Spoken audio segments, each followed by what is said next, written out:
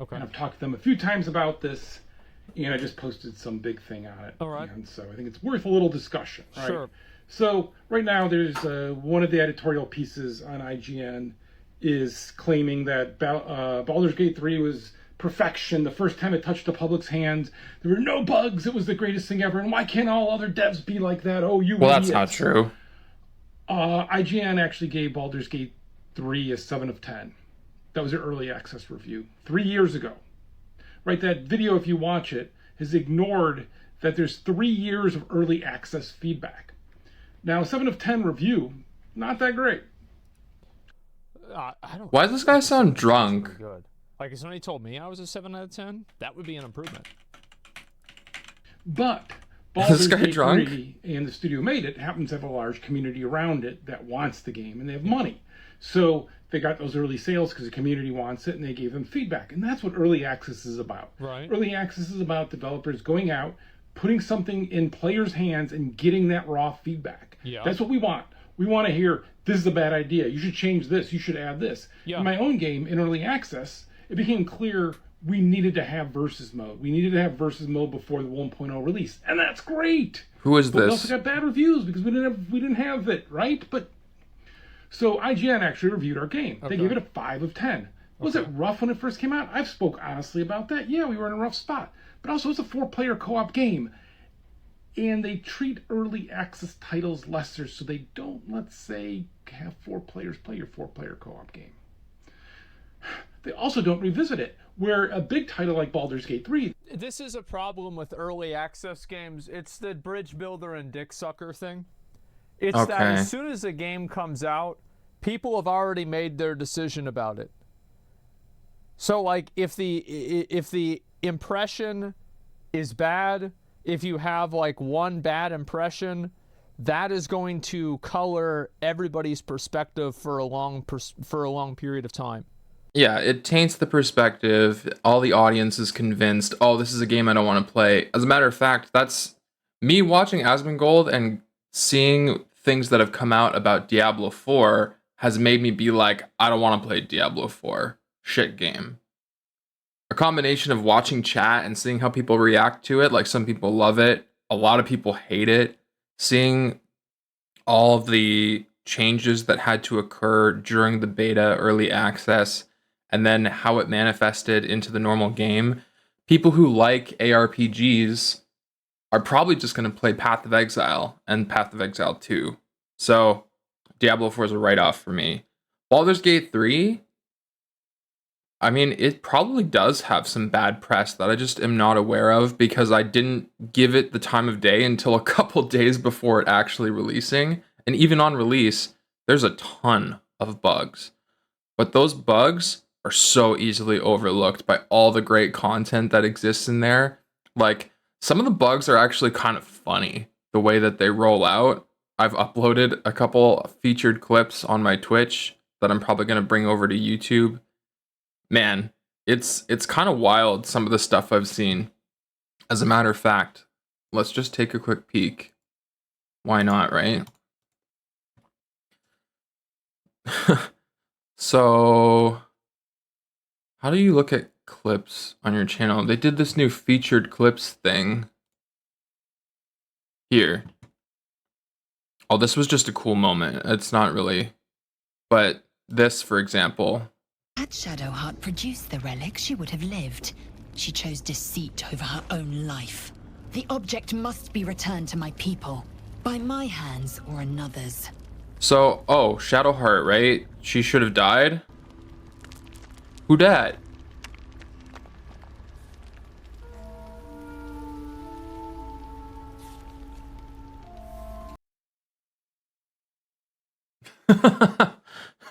What? What do you mean? And then this was great when I loaded into a game. Everybody T-pose floating, and then oh, blah. So the giant goblin. This is funny. This goblin just shows up on the scene when it's their turn, and I'm like, oh lord, it's time to fight. Ah! Oh, Oh. So, I mean, it goes on, but the bugs are just funny. Oh, this is probably my favorite.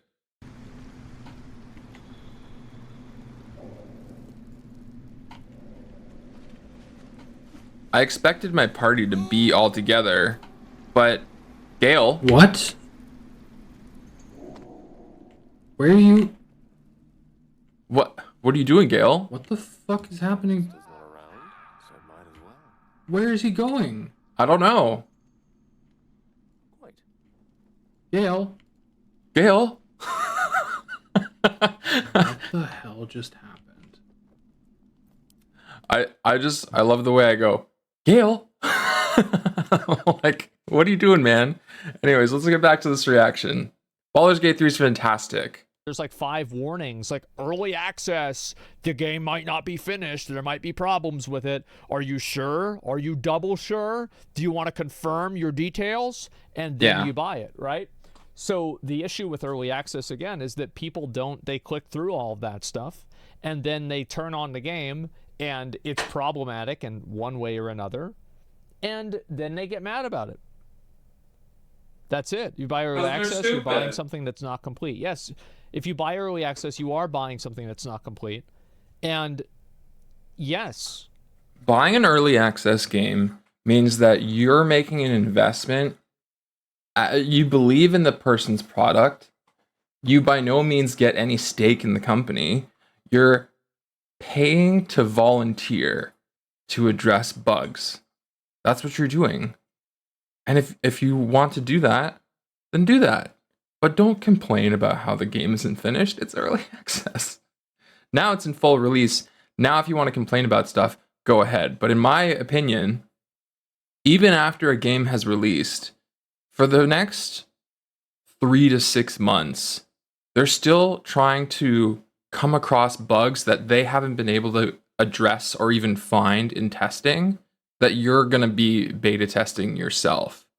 To me, a game isn't truly finished until it first goes on sale. That's when you know a game is done. Because it's like, okay, most people who cared about this game, who were waiting for release, have played it. All the bugs have been addressed. It's been through some patches. Now it's kind of like at its finished state. That's my belief. It fundamentally means that it's an unfinished game. That's like saying, is an unfinished game unfinished? Yeah. Yes. Correct. And you buy it knowing that. It's like if you buy something that's refurbished or something that's used, it's not new. So you can't buy something that's refurbished or used and be like, man, this doesn't have that new car smell, huh? I knew it was a fucking scam. Yeah, these car salesmen, they all do the same thing, huh? They try to sell you a car, and it doesn't have the new car smell. Look at that. And he's buying a used 2010 Toyota. Can you believe that? So what it's done is actually hurt a lot of developers who wanted to use early access to get that feedback because they don't want to get that early negative review because they feel like, oh. Because then, again, the reason why getting the early negative review is bad is because as soon as the review comes out, well, then the game's bad. Right. Right? Because if it's not bad, then why did I read that it was bad? Because once said, like people always will, again, true. do mental gymnastics, jump through hoops to rationalize why their opinion is not wrong. Nobody likes changing their opinion. Yeah. I'm happy to change my team with a small community. It's really hard. It's really hard to look at a 5 and 10 review. You're going to throw in your face. You know how many times that review? I also don't even know if this is a problem with IGN. And the reason why is that IGN, like, let's say they contextualize their review.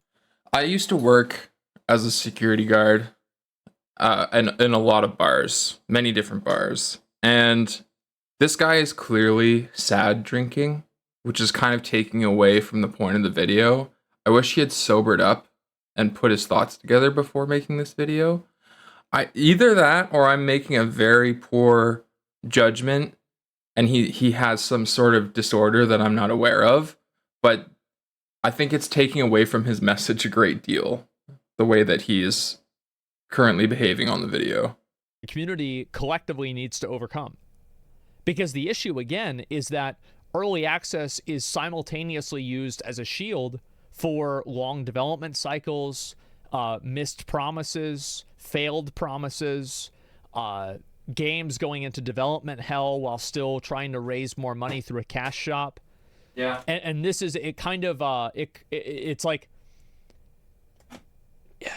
it's like, you know, you have like 100 M&Ms and 5 of them are poison. Do you want to eat any of the M&Ms? Well, no. So people have the same perspective with early access games.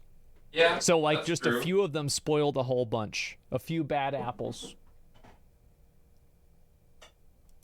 You gets reposted on our Steam forums. Not anymore. People like our game now. Now we're awesome, right? But have we gotten re-reviewed? No, of course not. We're a tiny studio. We're early access. Who cares? I mean, eventually when we go 1.0, I hope we get reviewed. But maybe not. Who knows? Maybe they'll think, hey, we did those guys already. Or, hey, shuts an ass. He keeps bringing this stuff up. But, right? But that is the thing. That is the thing. Would it be healthier if IGN and other review platforms did reviews of games, but they did not assign a number value to reviews of games that are in early access? What do you mean by healthier? I think early access reviews are fine. I don't know if they should be scored necessarily, but you should still review them in the sense that, hey, this is what the game is like in its current state, and you've probably had some communications with the developer if you're in an early access, perhaps, depends. And then you can bring light to the audience about the intentions of the game and where it's headed. I think that's important, but I guess that's not reviewing, that's just reporting. You get a 50 in school, dad's pissed. The negative impact IGN is having on the industry is one of the biggest review places left. It's like them, GameSpot. I mean, I read Rock Paper Shotgun. Like I read like all. I don't like this because I think that there's a lot of YouTube commentary creators who provide like very good reviews to a tremendous audience of people. Like a massive audience. Like I would say that SkillUp probably has a larger audience than all of these places put together in terms of people that read them. Or people that watch them. Like you've got people like Donkey. Donkey's massive, right? You've got Angry Joe. You've got Force Gaming. You've got Lazy Peon. Like I watch a lot of these guys. You have the smaller ones like Mortismal Gaming. He is so good. Moist reviews games as well. Let's see. I've never seen a Moist review. I've watched a few Lazy Peon as a result of Asmongold. But yeah, if anything, those who are new to the channel look forward to some reviews from me. Probably just specific to the games that I care about. But you know, Baldur's Gate 3. If you love an immersive story that's going to connect you with every single companion that you bring into your party, they all have goals. They all have side quests that you can accomplish that come with really great cinematics. Baldur's Gate 3 is a game for every age that you can enjoy at any pace, whether you're hardcore, whether you're casual. It's a great time. You need to play it. If you're a streamer, they have Twitch integrations. Like, dang, you can get people to vote. People can pop into your channel and see what quests you have in your log. They can view your character sheets. It's unbelievable. Get Baldur's Gate 3 today. Hashtag not sponsored. Maybe people don't agree with this, but I do. Putting a number value on a game solidifies the way that people view the game. That's exactly what I was saying. You shouldn't give it a number review. You should just talk about it, but then you're not reviewing it, you're reporting. So you should just do more game reports. Not assign scores to early access games. I don't know. I think that seems like the smartest thing. I'm talking a lot. I'm sorry I'm taking so long, but I just have a lot to say about this. Yeah. If we were judging an art sketch, the artist and the community would be so mad. Gaming is the only one that doesn't care about it. Well, it's because whenever you're judging an art sketch, you usually don't have to pay for it. And the issue with early access is that whenever you're charging money for a product, you are still buying a product. And people just ignore the buyer beware of early access and just completely ignore it. Totally ignore it. Early access has become so prevalent, especially on Steam, that people have begun to ignore the fact that early access means early access, and they just treat it as like the release. They think of it as like, oh, that's just something they're saying so that they can have a cop out for when the game isn't good, but I'm going to play it and judge it like it's the full release. That's what often happens. And yeah, they get review bombed into the ground. And they hold Let me early go back access. just 5 seconds. I mean, I read Rock Paper Shotgun. Like I read like all the smaller ones, but like out of the big ones, there's only so many big ones. Yeah. And they hold early access as this thing that you have to have perfection there, and then they ignore it. And Well, the problem is that if they contextualize everything around it being early access, then they get shit on by these like hyper negative gamers that are just like, I hate everything about video games nowadays. I hate battle passes. I hate microtransactions. I hate $70 video games. I actually hate $60 video games. Video games now are woke garbage. However, a game like Baldur's Gate 3 justifies its price. You don't have to buy the like deluxe pack or whatever. I was given the deluxe edition as a result of buying early access, but I paid whatever the normal price tag was. If you want to wait for it to go on sale by all means, but this game is ready now for enjoyment and you will enjoy it. There are so few games on the market in this modern day at this kind of fidelity and quality that meet this standard.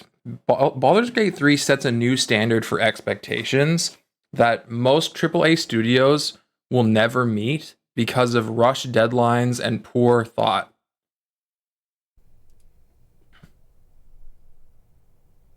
What?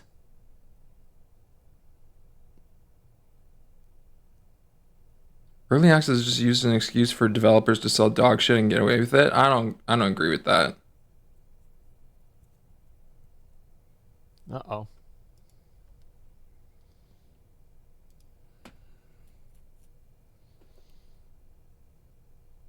Games should be reviewed how they are right there. Giving a higher review for being early access is unfair. Who said give a higher review for early access? No one would do that. Example says Baldur's Gate 3, Hollow Knight.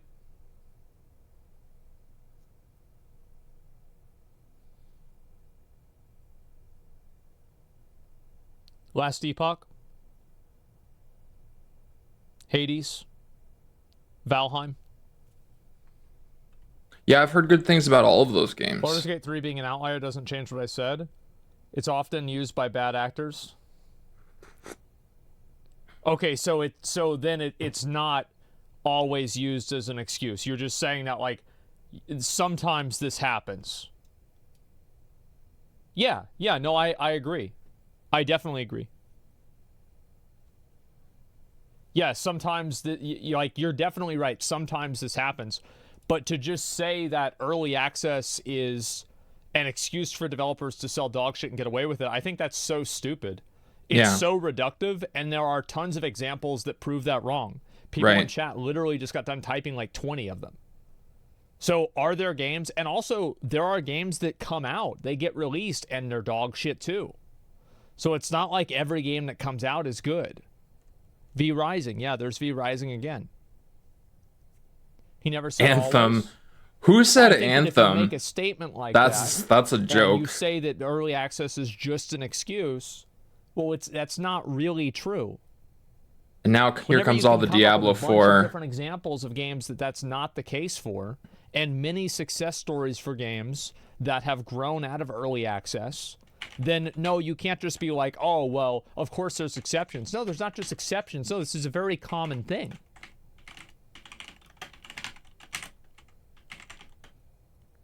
You're picking major hits which aren't the majority? Okay, and I could pick. What do you mean the I could pick majority? bad games that get released and they're also bad. Like you're saying, are you saying that some games that are bad are early access? Of course, some games are bad that are early access. But I don't think that's a nature of early access. I think that's a nature of bad games. It doesn't make any sense. Yeah, it defeats his argument of generalization. Yes, of course. What I said was Diablo 4's early access seemed good, and then the general consensus was that it became bad on release, so I won't get it. That's how I feel. Access to be a good thing. I think that early access is usually a good thing.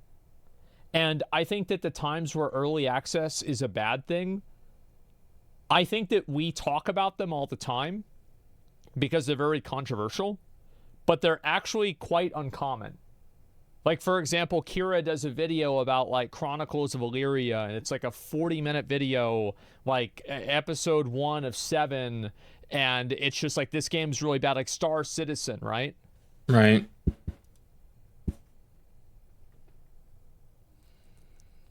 Yeah, I never said always. Every positive early access game released, there's 10 that are garbage fails. I agree with you, but I don't... That's definitely true. Absolutely, that's true. Like, I mean, you're just making up a statistic, but let's say that's true. I think that for every 10 games that get released, one of them's good. Like, I don't think this is an outcome of the game being early access. I think it's an outcome of anybody being able to make a video game. Sure. This argument is changing. Yeah, there's only so much talent out there that wants to provide Depends what how an early audience access, wants. Has improvement of the game as a purpose instead of going early to make more money. Exactly. And that's the buyer beware. And that's what I'm saying before about this whole thing is that I don't think that you can accurately... It was misled, right? We can't game with a switch. That's a rock, paper, shotgun. Like, I'm so sorry, guys. I don't think that you can just take the you can't just take the word early access and say, yeah, this is always a bad thing, or early access is just a way for companies to, like, extort people out of money. Are there cases where this was happening? Yes. Does that mean that it's the norm? No. Are there a lot of early access success stories? Yes. So I don't think that we should look at it categorically at all, because it does seem like it's a really big mixed bag. Yeah. Most of the time, it's a bad sign. I don't know if it's a bad sign. I think that, like, most games in early access, you can tell where they're going. And again, it's buyer beware. It is a free market. And if people want to put a video game out there and say it's early access, you have every tool available because you have the internet. The game is not, NDA in a lot of these cases. You can look this up, you can educate yourself on the game, and you can make an informed decision.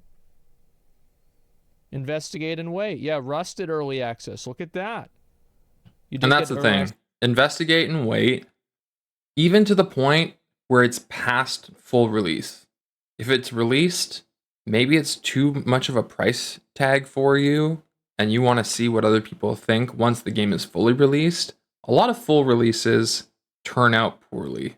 And if you're willing to be patient, you could get the game on sale after it's gone through some patching and, like, reached its final form.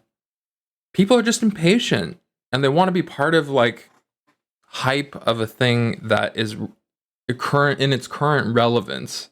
I think that's the thing, is FOMO screws over a lot of these buyers who aren't willing to beware, and then they get mad over their poor decision because 9 out of 10 games are poor decisions, at least based on the statistic that we've arbitrarily come up with.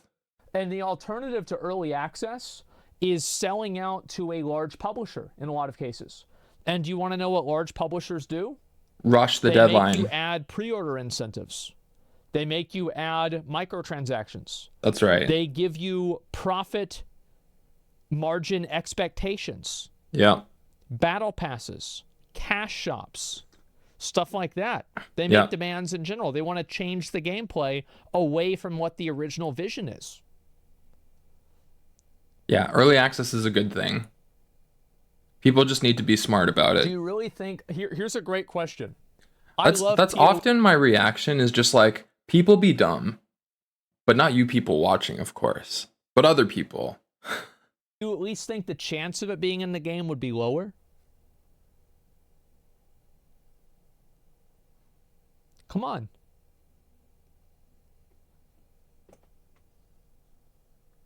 There's a lot of examples of this.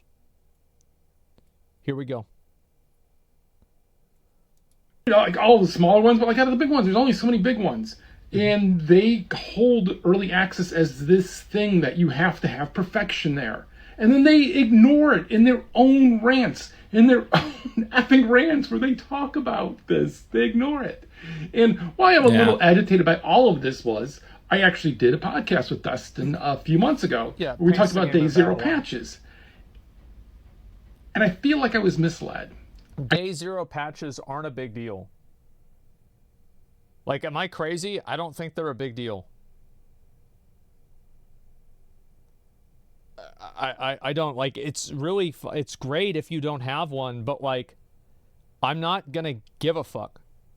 I feel Did like you just assume my IQ? Asking on there, and they weren't listening, and then they didn't get the answer they wanted, and that they wanted to say, "Why do game developers hate gamers?" or something, instead of like, "Hey, games are hard," and releasing it to a large pool of players, and all of a sudden you have some crazy set of computers. No, I mean, I prefaced with the fact that not you people watching, other people are dumb. Because, I mean, this is such a problem, I think, with Steam, is you go on early access games, and you start going through the comments on the game. People have played for like 5 hours, and they're like, this is trash. And it's like, okay, but it's not finished. So why are you reviewing it? I don't think you should be reviewing this right now. I think if you feel compelled to write something, you should go on a platform and report on it, talk about your experiences, but also preface it with the fact that this game's not done yet. However, people have felt betrayed for years now. Like the one person commented, there's a lot of people who go out there who try to sell a game in early access, and then there are stories of it being abandoned. I actually was victim to one of those games. My cousin really wanted me to play this game. It was like an MMO. I can't even remember the name. It was so unfinished, like unpolished, poor game. There was nothing to do. And then it just got left behind. The developers just stopped developing for it. So there's so many cases of that, and people treat that empirical evidence as like, oh, well, this must be the way it always is now. So, you know, screw early access. It's just a means to sell dog shit. Like, no. It's a valuable tool that helps avoid all of the downfalls that go with having to sign on with a major publisher, because when you do that, then it comes with all of the manipulative, like, you're not selling your game unless you meet all our demands, which include cash shop, battle pass, you know, selling cosmetics, doing loot boxes, you know, adding a subscription thing, you know. So I think there's a lot of value, and people just need to be smart. It's a simple way of putting it. Game every day, but even just because we're testing and stuff, right? But even with the community, I ask people to play because this is fun. I like versus. I like asymmetrical versus like that, and so I really like our game. But if you go out there and look at what reviews are, and it's all early access, oh, you've got to be like, that's just the wrong effing way to do it. You can't do a thing that is purposely released trying to improve by getting feedback as a finished product. Right. You can't do that. Correct. By doing that. And like, I would also say that, like, if they released the game, like they actually did a full release of the game, and they said, hey, you know, this is a full release, and then they used what they were saying now as an excuse, I would shit on them. But I think that if you're releasing a game and it says early access, and whenever you're buying it on Steam, it says buyer beware early access, in big you buy it, blue banner with white font. Early access. Oh, how did this happen to me? Yeah. You actually are hurting the industry, and you're hurting the small developers, because we're a small team. We don't have a gajillion people to test it, right? And we can't pay for, like, hey, we can't do these private testing things that, like, Ubisoft does or Valve could do because people wanted to come in. So for Portal 2, we have lines out the door of people wanting to test it. I don't have that. I have some friends in the industry and I can go through those. But, like, if we just want to get, like, come and Joe on the street, it's really hard. And so we do it by releasing the game in early access, thinking that's a way that we can experiment and do that experimentation and get that feedback. And I think if you go to our Discord, we listen, we take that feedback. We're always asking for more information, for logs, whatever. We're trying to improve the game. And that's what early access should be. And so when one of the major review sites removes that ability for early access to be that, I'm pissed. And that I really cannot find a way that I can disagree with the idea that assigning a number value to a game in early access is a positive. Yeah, giving a number is like a death sentence. And I don't think it's something that should happen. I think even on the first few days of a game, it's really hard to assign a number value to review a game because there's just this sense of like, even after the first few days of release, given the state of the fact that you can now update games live with downloaded patches, games are almost never finished. It could be years down the line and people will update the game. So how can you put a number on that? How many years before that, right? So that's like, got at least 6 years of development? Like, that's a ton of money. God bless him, though. Like, God bless him, right? Because you could get that much money. Is he crying? Is he crying? I don't think he's crying. I think he's just talking about it. What do you mean? Is he upset? He's not crying. I don't think he's upset. He's pissed. Wrong? He said he was pissed. He's just he's passionate. Well, exactly. Yeah. Inner cry. What the fuck? Like chat is being annoying. He's been emotional, it seems like. I don't care. Like, I don't really, like, yeah, that doesn't really matter to me. I'm just saying, like, yeah, he's saying his opinion. Yeah, exactly. The first part, I thought he might have been drinking, because maybe he paused the video where he was like, but he seems very coherent right now. He's just being passionate, and he's upset because he felt like he got duped by some reviewer who, you know, he thought his game was going to be treated fairly, and then treated it like, oh, well, this is a full release. Here's my review. It's bad. Like, that sucks. Because of the research and player feedback that they received through early access for the 3 years that it was in early access. He's also saying that IGN originally gave Baldur's Gate 3 a 7 out of 10 while it was in early access. And he finds that to be problematic because rating games in early access, the rating sticks, but the game changes. Right. So people will go back and see the rating, and then they don't actually look at the finished product. So I don't see, like, there's, like, people are memeing on this guy. There's nothing that he's saying that's problematic. He's completely right about everything. Like, I don't know why people are being hostile or rude. Like, it's so weird to me. Because they're he's being children. Completely authentic about this.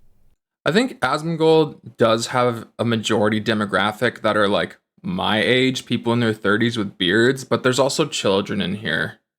You gotta get people to rethink how they think about early access. You should know you're jumping in on a rider. Yeah. Maybe it'll be good, maybe it won't. But you're gonna try it, and you're gonna get feedback, and you're gonna learn. And sometimes I get an early access title, I'm like, ain't ready for me yet. I could give the developer some info, but I'm not sure if the game is for me or not yet. So I may steer them wrong. So I'm going to let them go a little bit more, and then I could give some feedback, right? I do that all the time. So just wanted responsibility for buying early access. Do you think this is like another one of those examples of like people that are trying to skirt personal responsibility? Of like, I did the thing not to do, and now I'm upset that I did the thing? But I don't know. Like that's kind of what it is. Because everybody goes into early access knowing what they're getting. So if people aren't happy about that, then, like, for example, like, I think it's a problem if you buy something and you don't know what you're getting. But if you buy something and you know what you're getting, what the fuck? And that was my point. is people will buy into early access and treat it like a full release product because there are all these examples of where people abandon development during early access. So they think, well, if this one isn't going to be abandoned, then I'm going to treat it like a full release game because it's being constantly updated. This is my day zero release, and anything that you do during early access to improve upon it or change it is just like a patch or an expansion upon the full release game. It's completely wrong mindset, but that's how people treat it. And then when they don't get what they want, or the game changes in a way that's not favorable to them, then they bomb it with a shit review just because they didn't have the sense to be like, oh, this game might not be what I want it to be. Maybe I shouldn't have spent the money. It's just like a rage response. Why they put it out for money? I don't know. Why does anybody do anything for money? Not all Holy betas are shit. free. This is scary. Yeah. I post this because I wrote something up on some other platform that I hate and that I don't want to be on anymore. Yeah. Again, also, another very good fact. Kickstarter is not free of scams. Sure. And I'd rather be here with you guys because I like you guys better. And I don't think the CEO of ByteDance wants to fight anybody. ByteDance? The fuck is ByteDance? Probably. ByteDance. Oh, TikTok. Yeah. Okay, let's go ahead and read some comments about this, and I want to move on to the next topic. Dragon Force almost got a strike on their YouTube. Yeah, I did see that. Some developers post fake gameplay or misrepresent the product. Do you think that's what I'm talking about? But that's not what we're talking about. I'm curious, do you think that's what I'm talking about? Here comes the who. You know, who asked?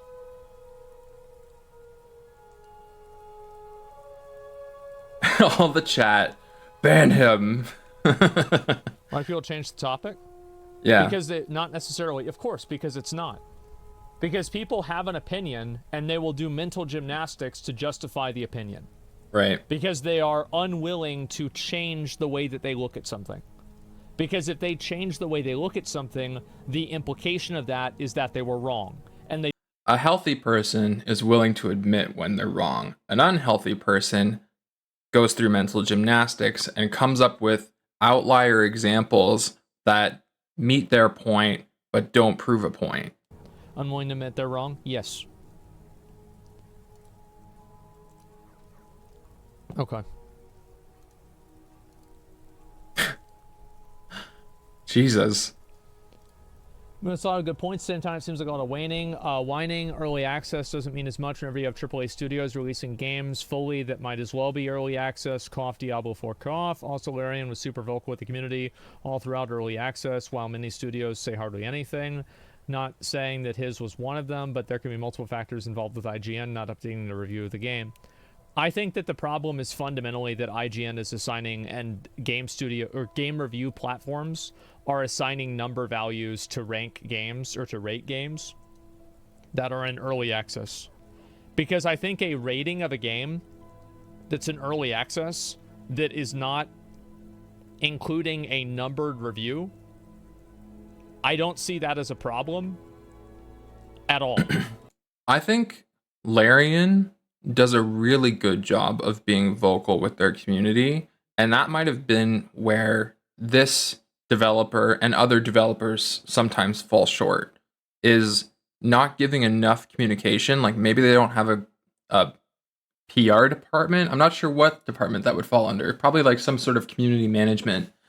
Being able to explain like, hey, this is what's happening behind the scenes, so just be aware of that, and we're sorry. Even after release, Larian has done some stuff like, hey, we did this hotfix, and unfortunately it caused some of you people to lose your saves. We're really super sorry about that, but here's what happened. Unfortunately, we thought this was ready to go, but there was some corrupt compilation that happened with this code, and so we had to roll it back. everything should be fixed now. Please enjoy our game. We're very sorry. Like, those kinds of communications are very redeeming and allow people to overlook faults of a game that is just wetting its feet. So that's not even an early access example. That's a full release example. So it goes full circle to my point. Even once a game fully releases, you can't just give it a week. You can't just give it a month. You gotta wait till like the first time it goes on sale on Steam. And then it's at a point where it's like, okay, this thing has seen some patches. It's had some gameplay from early adopters. Now it's probably ready to be treated as a full reviewable product. But even then, it's so hard to write a review because the game will change. So it's like, what is a game review these days? There's no such thing anymore. I remember watching those shows like Electric Playground, where they would give like, this game, so good, 7 out of 10. Not a thing anymore. Games have patches, games have updates. Like, these were when games were offline, they shipped off the shelf and they were done. Nothing to do about it anymore. Let's see here. So on one hand, he's complaining about IGN reviews early access games unfairly, and on the other hand, he's arguing that Baldur's Gate 3 is able to be so good in large part because they had 3 years of early access, that many games don't have the time. That's a lot to unpack, some valid, some not. Well, what part is not valid? Yeah, I didn't see the unvalid part. I don't take IGN reviews with more than a grain of salt. Okay, so his personal opinion is that he doesn't take IGN reviews seriously. So that means that it doesn't matter? Like, what does this mean? So I don't take IGN reviews very seriously, so that means that...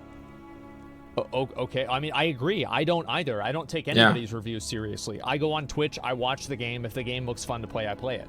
Right. That's how I make decisions. Sure. But, like, you have to be able to understand that many people are not the same as that. Many people see the number, and that's it. Yeah. So, like, it doesn't really matter what I do. Oh, well, this doesn't really matter because I don't do that. Well, we're not talking... That does not revolve around you. Video game reviews in general... The world revolves around me? What do you mean? The incentive to appease AAA companies. Access journalism is a huge problem with video games. I definitely agree with this, and I think it is a huge issue.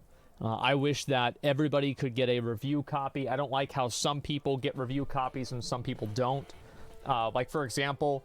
Kotaku not getting... Like, I don't really... I feel like Kotaku takes a lot of really cheap shots. Yeah, Kotaku's now has a reputation of being like... You know, they're always trying to, like, throw people under the bus. I never go to Kotaku for game news. But, man, the whole, like, early access copies thing... Like, when you're writing a review on Steam... There's a little checkbox to say, like, I received this product for free. But then when you go to some third-party site, it's not always shown. Like, you can definitely assume that they got a free copy. But I don't think there should be free copies. I think if people have to pay to join early access, then these big game review things should have to pay for it too. They can certainly afford it. So I guess the problem is that a lot of game developers won't get a review from some of these larger news, if you want to call it that, outlets, unless they give the game for free. But then maybe you don't want a review from those people. Maybe you only want reviews from people who are willing to take the time and write because they were paid for it and invested the time. People who get free copies probably don't spend as much time as they should properly fleshing out and seeing the experience for what it could really be. Then why didn't they get sued? I disagree with what people label as being early access. Please pull me up. What is this? Early access is a finished product that you can play early? No. Okay, all right. No. Why do you want your message read so much? You just want attention. Nobody, including the devs these days, know what early access means. They mean to call it an alpha if it isn't done. So if they called every game an alpha, would you have no problem with it? So is this this is a terminology problem? This is a vocabulary problem? No. Like, I'm sorry, but like, if that's your perspective, okay, fine. Yeah, this is semantic. Okay, fine. Like, Really? This is what we're doing The now? Steam page explicitly states that the game's not complete. Yeah.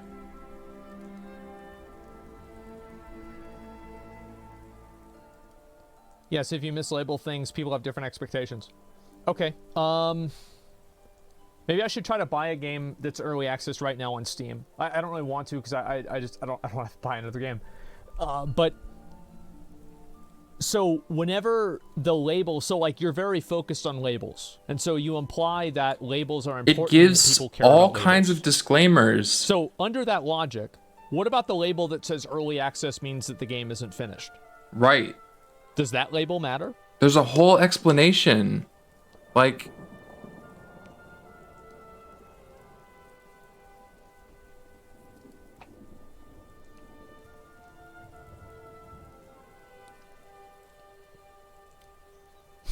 No, because I said so. Sure, but call it an alpha. Why call it early access? Why call it an alpha? Why not call it early access? Do you think that there's something that's fundamentally problematic about it being called early access? get instance access and start playing. Get involved as the game is developed. Note, this early access game is what not you're saying complete. is that, like, an alpha for a game means one thing in your mind. This early access game is not complete and may or may not change further. If you are not excited to play this game in its current state, then you should wait to see if the game progresses further in development. Learn more.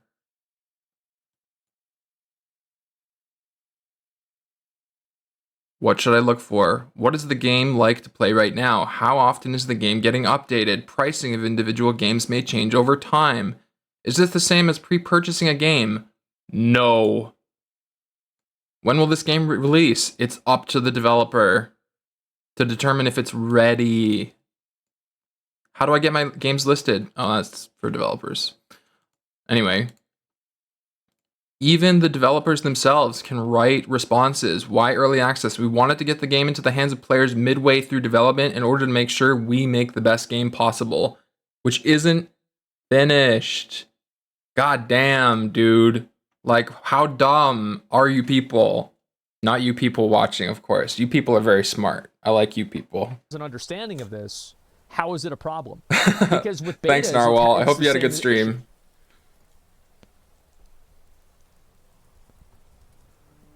He's calling us out. I'm sorry. Level of completed the game. Be smarter. Early access can be at any point, alpha, beta, or whatever.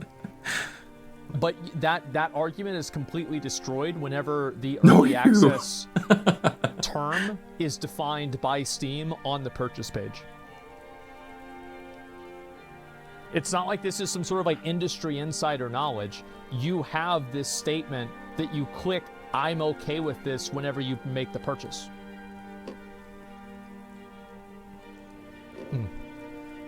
This is one of those scenarios where there's a lot of like legal fine print and you scroll to the bottom so that you can click agree because it's grayed out until you scroll to the bottom.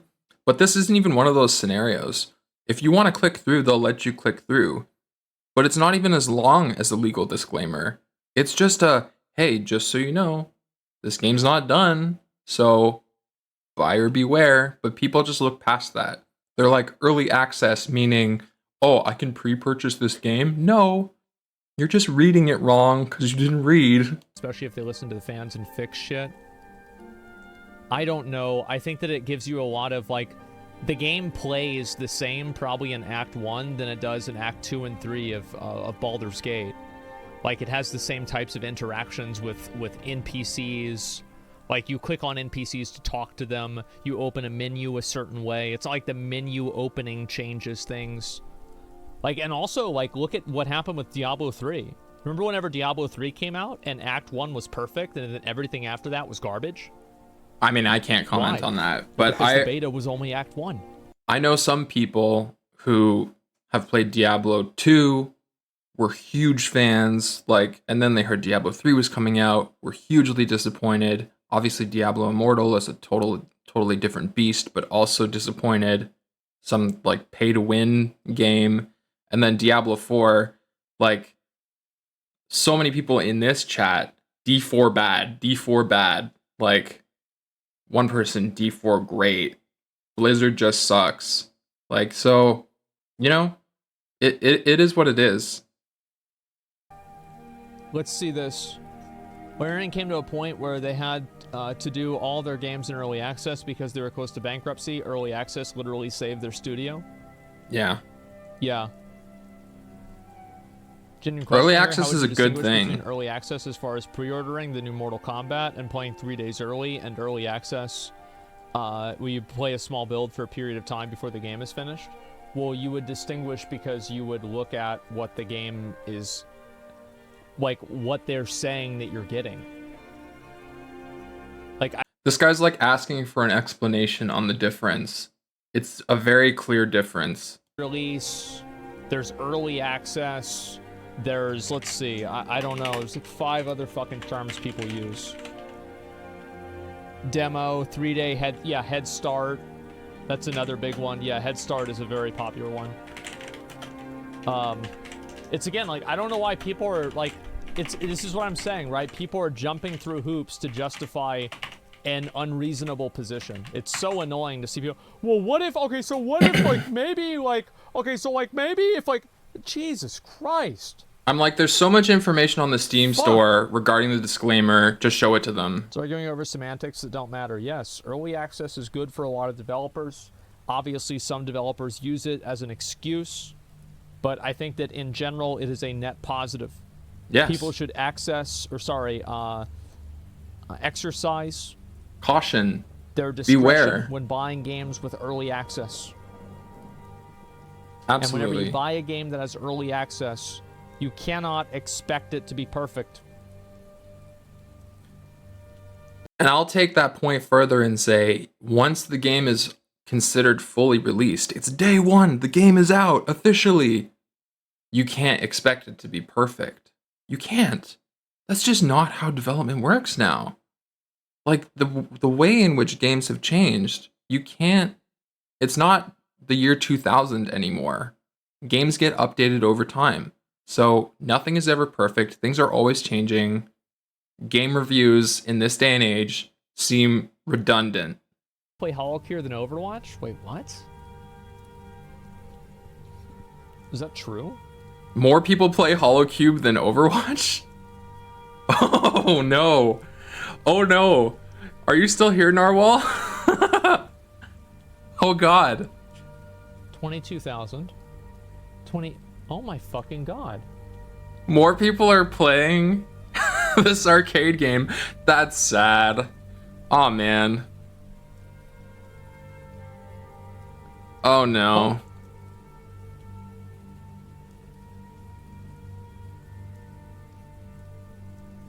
There we go. There we fucking go, guys. Could this be the turning point? Yeah, I know. I'm sure it's probably more on Battle.net, but it's still funny to see it, you know? Yeah. Still funny to see it. Compare HoloCure with Halls of Torment. I haven't played HoloCure enough. Fontaine underwater is one of the most beautiful arts in Hoyoverse. Feels therapeutic. Let's see this.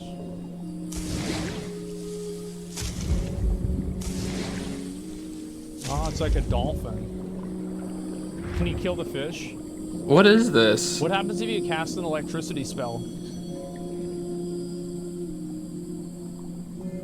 Is this Genshin Impact?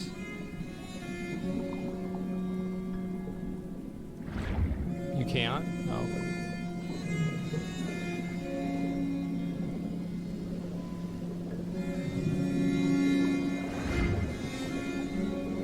This is nice. Sure. This is nice.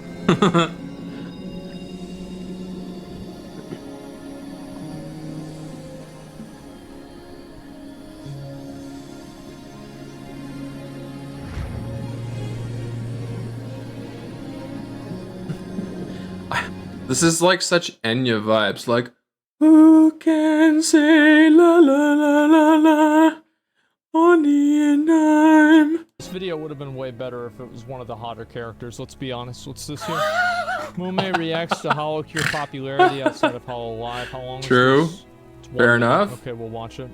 I don't know who the hotter characters are. I don't follow that game, but This HoloCure thing, there was the whole like Vampire Nights or vampire whatever it was. Isn't that this game has gotten popular? People who don't even know what Hololive is. Yeah. Wait, are these Google Play buttons? Wait, these are these are YouTube Play buttons, guys. And it being on Steam gives it way more Am I a duck? exposure. You know? Yeah. I've seen people comment about it being like, I have no idea like who these people are, but this is a Yep. pretty good game. It is a really good game. It's so well made. For a fan game. It's not even like, oh, for a fan game. It's just a well-made game. And on top of it, it's a fan game, and it's free. Everybody should play it. It's Perfect way to get free. people. I'm expecting people to consume Hololive. Consume media of Hololive. What the fuck is he Get them doing? into the rabbit hole. Just vibing to the music. Wait, gamers. Oh, maybe we should get the gamers one. They have Corone too in Fubuki? Yeah, let's get gamers. Force them into the rabbit hole. The rabbit hole. Fubuki! Oh, I didn't get that one. What the fuck? Try, dude! Oh, I got a cat girl. What I did the get fuck? the cat girl, yeah. The cat girl that threw food. Yeah, that game was surprisingly good. I liked it a lot. Tips suck, but this is worse. Why no tip? Oh, it's one of these. Is this going to their church or anti-work? Okay. Why no tip? Number 1, tipping reinforces income inequality. Number 2, tipping is inconsistent and arbitrary. Number 3, tipping can lead to discriminatory behavior. Number 4, tipping puts pressure on workers to provide exceptional service. Well, we wouldn't want that. Are you ready for the revolution? Join us on Reddit at r/antiwork. Scan the QR code now. That is the biggest spit in the face to your waiter if you put that there. Like, dude, don't do that. It's okay to have that message. It's okay if you want to go on social media and talk about this. But don't do it to the waiters directly. Give them a tip or don't. Either way, they're going to think you're an asshole. You give them $100. Thanks, asshole. Next. Like, nobody cares about your fucking revolution. But I will say, being in Finland has its perks. Tipping is not a thing here. So you just get to avoid all that shit. Think that because they have what they believe to be the moral authority, that anybody who questions them or goes against what their message is automatically evil and bad. So anything that they do to spread their message is fundamentally good because their message is fundamentally good. That's what they believe. Yeah, of course. Feels like someone fake. Someone put that sub on to discourage people from going on and giving it a bad reputation, gives an award. Yep, it could also be fake. True, true, true. Is this you? Funny, guys. Really fucking funny. That actually looks like him a little bit. Characters have a booba size value that affects some weapons. What?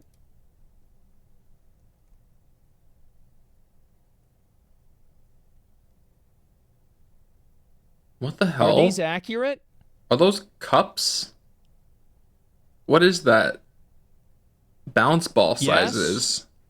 I'll have to research this. Flat character bonuses. What? Oh my god. Are you kidding me? Oh my god. That's so weird, man. Why? I don't even know what to say. What a masterpiece. Yeah, this game just keeps getting better, guys. Peak of video games. Booba size affecting item boost brings a tear to my eye. The first draft is based on very serious researches, by the way. Oh, yeah, for sure, guys. Everybody out there talking about Baldur's Gate Serious setting new standards researches. when the real standard is making making work is doing what real standard making work is done on HoloCure. Okay, I get it. Booba size also affects cutting board item, but in reverse. The smaller the booba, the better the board. Yep, I guess so. Let's see here. British people guessing how much American healthcare costs. Oh lord. Inhaler. $500. How do I know? I just bought one for my dad the other day. $500. Yeah, you're pretty close. It's a bit more. 120. No. 250 to 350. For an inhaler? Yes. Man. So if you're poor, you're dead. So 2 Yeah. Yeah. True. EpiPens. How much do you reckon they are? $80. 600. $40? I'm afraid not. More? More? $100. More. 150. More. 250. More. Shut the fridge. More. £300. $600. There it is. What? Why? That's a very Why? good question. $600. Yep. Yeah. I wonder if you could tell me how expensive you think calling an ambulance out to your location is in America. I guess it Probably like depends $1,000. Probably it more. really does. Let's say 3,000. Is there a price for that? Yes. Jeez, $100, $200? $2,500. Oh, it was close. I love how he starts at $100 and the guy realizes how much more he's going to have to say in order to get up to the $2,500. And he's like, okay, yeah, it's just $2,500. Yeah, you're not even remotely close. Like, let's not play this game again. Let's cut right to the chase. For what? Why? Why? That's I wild. wonder why too. It's crazy. It's pay to win. Yeah. Well, no, it's pay to live. It's a little bit different. But yeah, sure. Holy shit! I just found this. Elixir of compensation. Blizzard Entertainment now pays you $26 every 1.25 hours for playtesting. Oh yeah.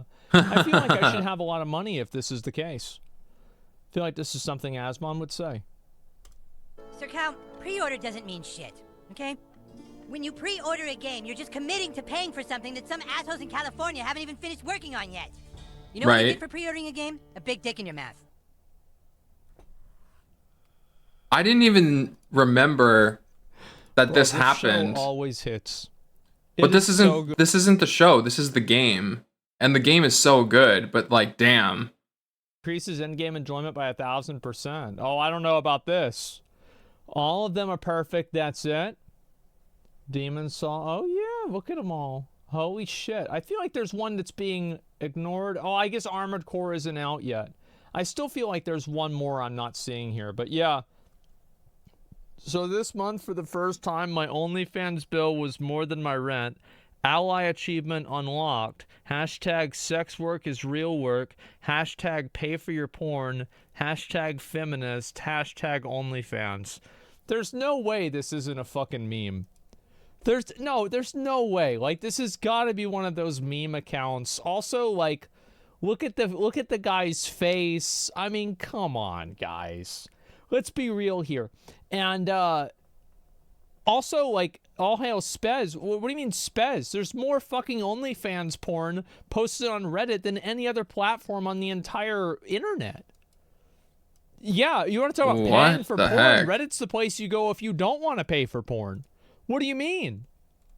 Jeez, this person's never even used the website. I think we all know Baldy's number one. You can only choose 3. Let's be real. Okay, let's see. MILF Denny's.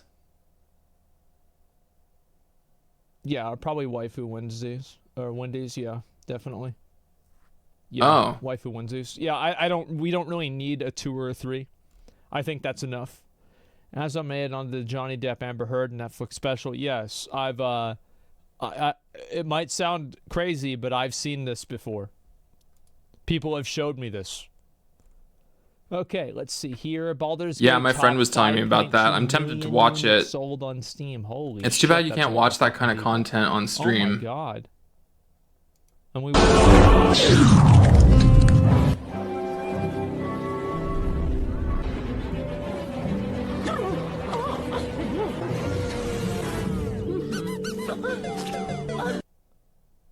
That would have been better than the actual movie.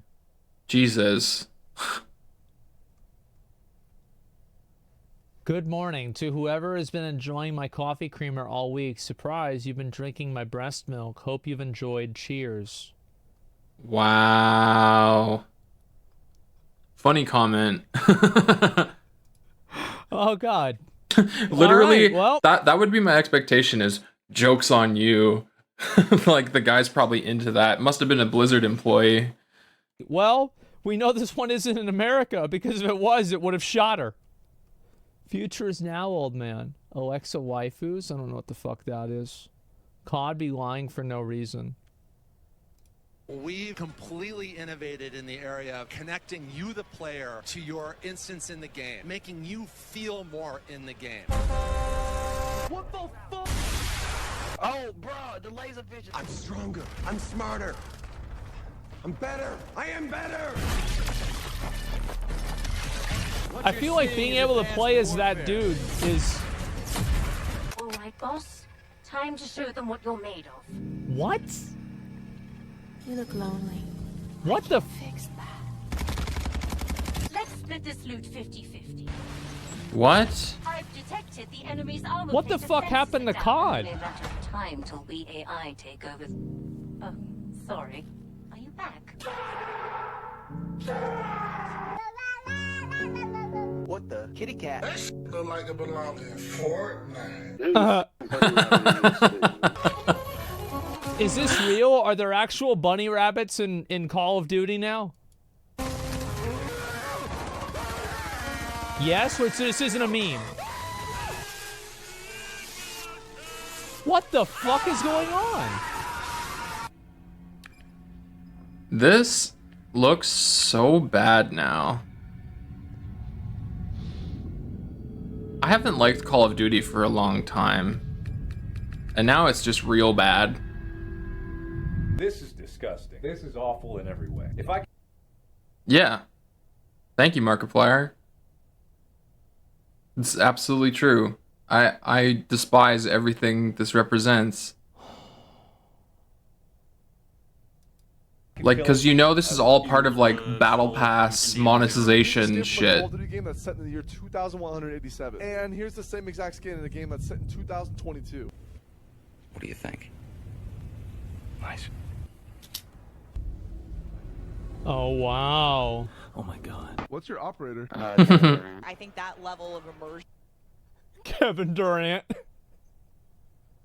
What's your operator? Oh, God. That was a fucking lie.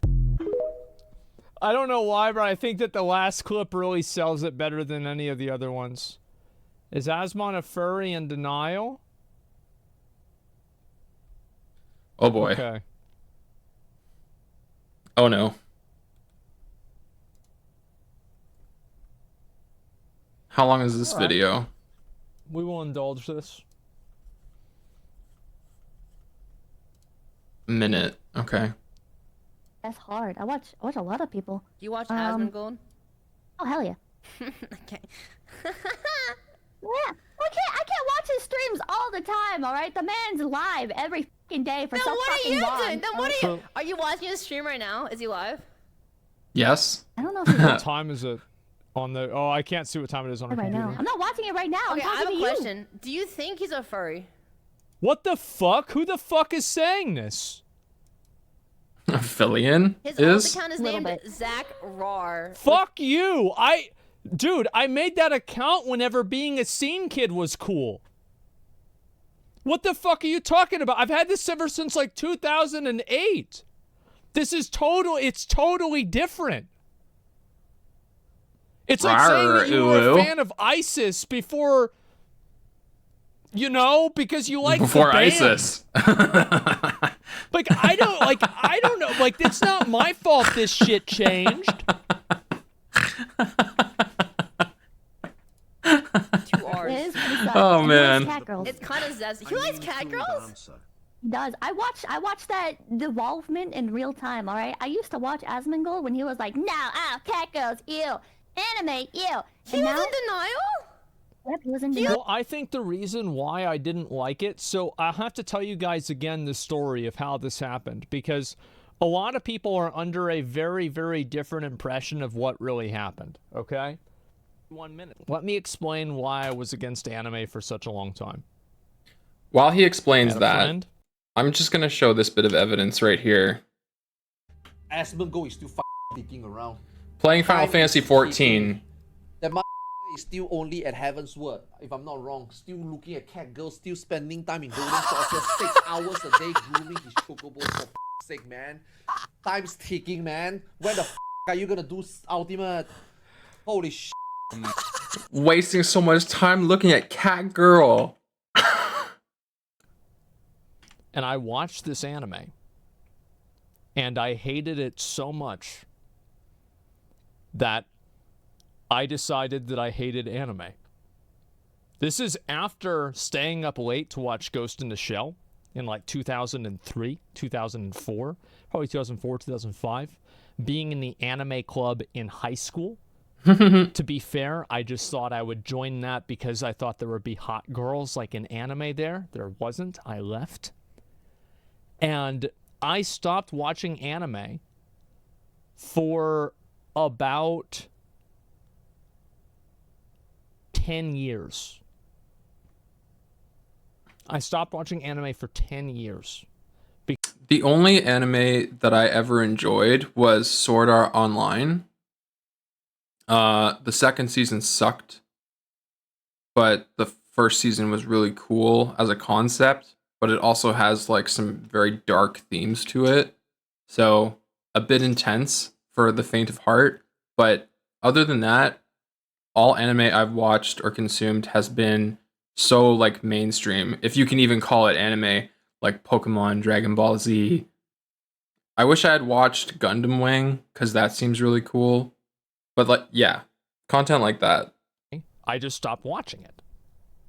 Why is it? Well, it's because I just thought a lot of it was bad. Yeah, a lot of it does seem really bad.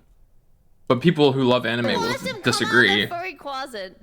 I did. You watched it, like PewDiePie became a dad, Asmongold became a furry. Like, Get the fuck out of it. Where's the furry chart? Oh, the furry chart. Classic. So he's not technically a furry. He's just an enjoyer. Look, this is well established. Everybody knows how it works, okay? Everybody understands this. Who remembers this picture from 4chan? So is he a Nico then? Now, back in the day, it had labels on it, but they got rid of those labels for reasons that if you remember what the labels were, you would know why. However, I just have a tail. I am not a fucking furry because I said cat girls were hot. Nobody thinks this. This is a fucking meme. And I don't even think they're hot because of the cat part. I just think they're hot in general. If they didn't have the cat ears, they'd still be hot. I mean, not wrong. This I'm being slandered. They design characters like that to be attractive. So I mean, cat ears are not true. Witness. I was. That was a good game. I haven't played it. So What's like, the Witness? Hypothetically, like if you were to meet Asmongold, like, could I hook you up with a cool cat girl avatar? Oh my god. What the? What? I'm just saying. Sure. Really? Sure. Yeah. So is this just what they do? They just sit around and Like if you were talk about Asmongold. So this girl gets on her stream with like this character,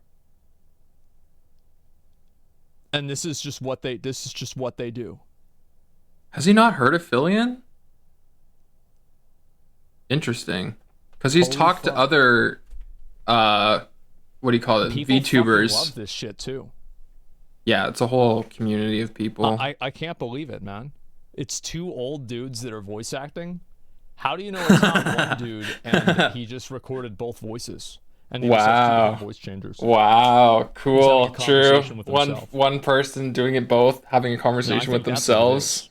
Plot twist. I mean, there are a lot of these now. I'll have to tell you, like, you go to Just Chatting or any of these, like, look at, like, I mean, how many of these are there? Let's see. Let's just scroll down, all right? Start two, from the bottom. See that I'm streaming your stream. That would be funny. 4, 5.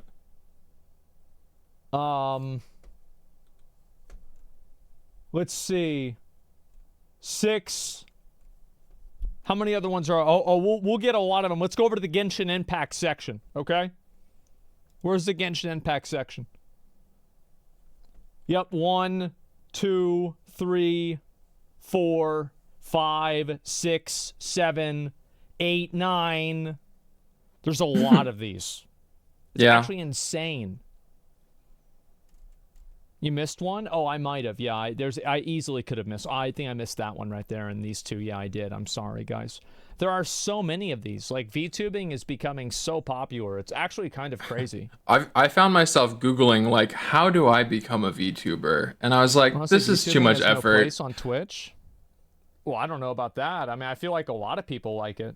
No place on Twitch. Like, oh, people love VTubing. What do you The mean? audience of Twitch disagrees, apparently. Yeah.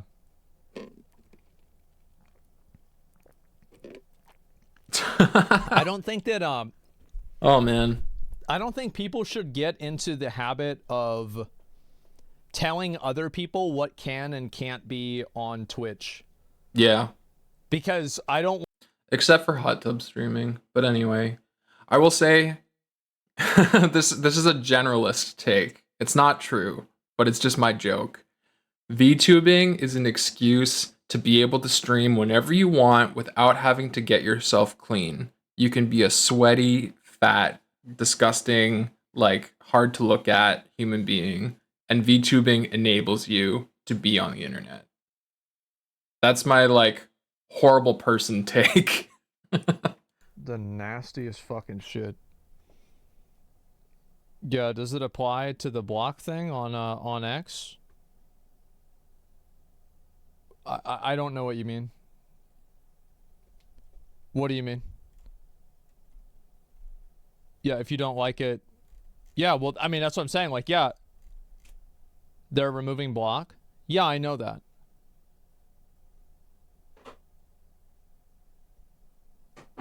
Elon, is it, well, what does that have to...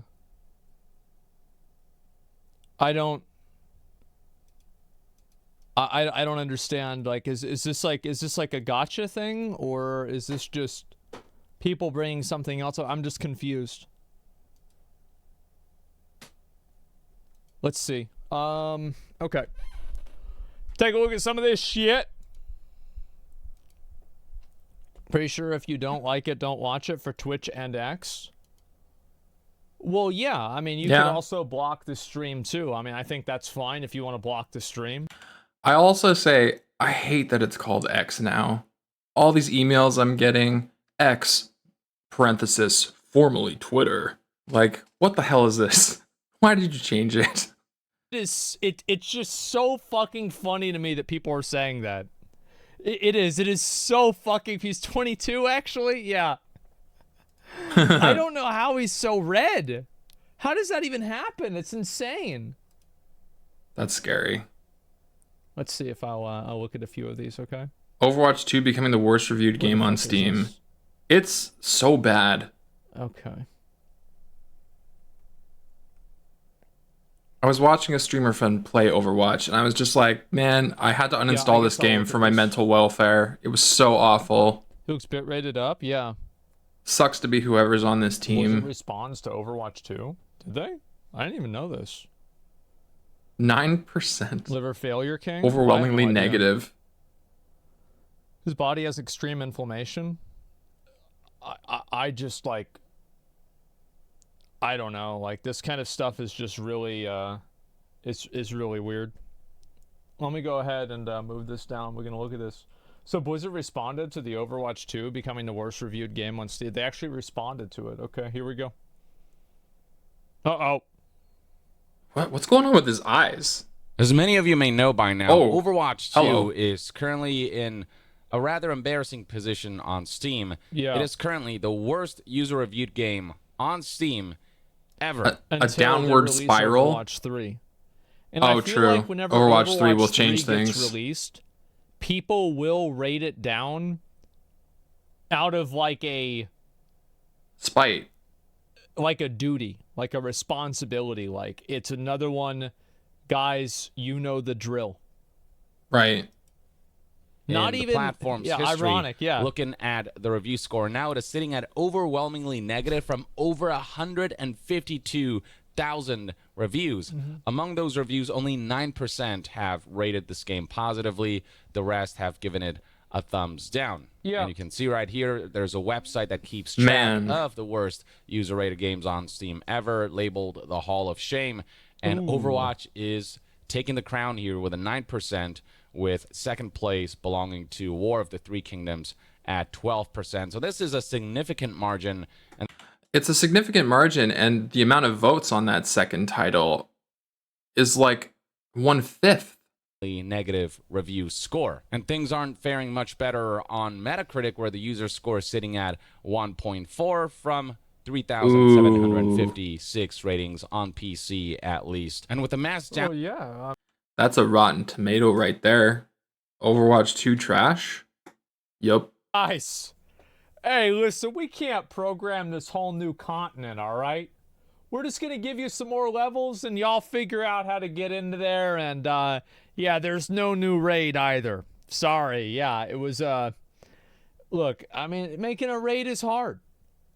And after a year or so, we decided the best option is to just not do it. But there's a new type of arena. It's a 6-player free-for-all. Whoever is last alive wins the game. So yeah, have fun, guys. Yeah. I can't even do World of Warcraft anymore either for those reasons. It's hard.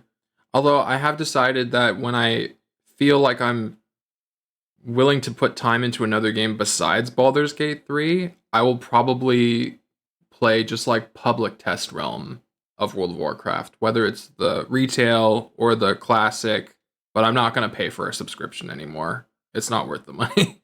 He talks about the release of Overwatch 2 Invasion, which includes new heroes, a new mode, Invasion, as well as the story missions that was supposed to be a part of a larger PvE experience that would have comprised of the story missions and the hero missions.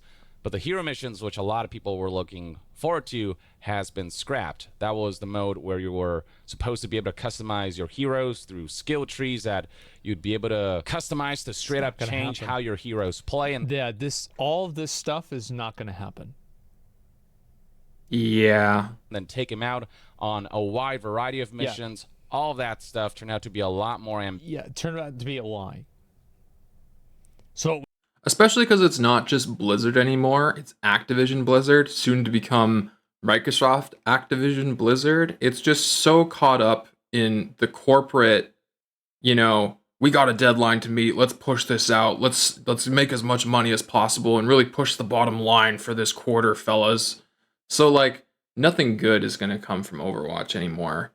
Like I wouldn't want to be stuck being a developer there. But I mean, they're probably getting paid well, so it's hard to just be like, oh, I'm going to make my decisions based off integrity and move on to a job where I'm more fulfilled. Like, no, I'm sure they're fulfilled just fine the way that they want to be. But it's not going to result in good gameplay. To players to just bring in new audiences by releasing it on the more popular platform. They usually release games on just the Battle.net platform. That's just... I think that they probably did this as some form of an outcome from the lawsuit with Sony. That's like my opinion, but I don't know. Maybe I'm wrong. How Activision Blizzard has done things. But Overwatch 2's popularity has waned, so I feel like this is in part a strategy to try to draw more people into the game. So they launched on Steam last week, and although being review bombed, directly acknowledged here, isn't a fun experience, it's been great to see lots of new players jump into Overwatch 2 for the first time. So it seemed as though the strategy did work. Apparently, they are seeing an influx of players. Well, of course. I feel like a lot of people would probably want to try out Overwatch. Sure, why not? It's a free game. That's the thing, is I've bought 2 copies of Overwatch for, you know, probably close to $50 each after Canadian tax. Now it's a free game. God damn it. What the hell? This is what I've said before, right? Is that I feel that's indicative of a game that's really found its bad place. And a reward structure for the game. Now, is it healthier for the game long term? I don't know. I think so. And, you know, we had this big, long argument about it, so I'm not going to get into that again. But the point is that, like, a lot of the fans of Overwatch 2 were fans of Overwatch 1. And if they were fans of Overwatch 1, well, then they probably owned it.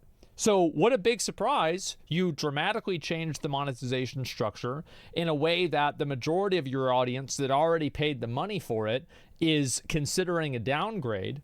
And it's like the majority, like most people don't care about a game being ethical. They don't care. Oh, it's a loot box. They don't care if it has loot boxes or not. Like, I understand like my perspective is a niche perspective.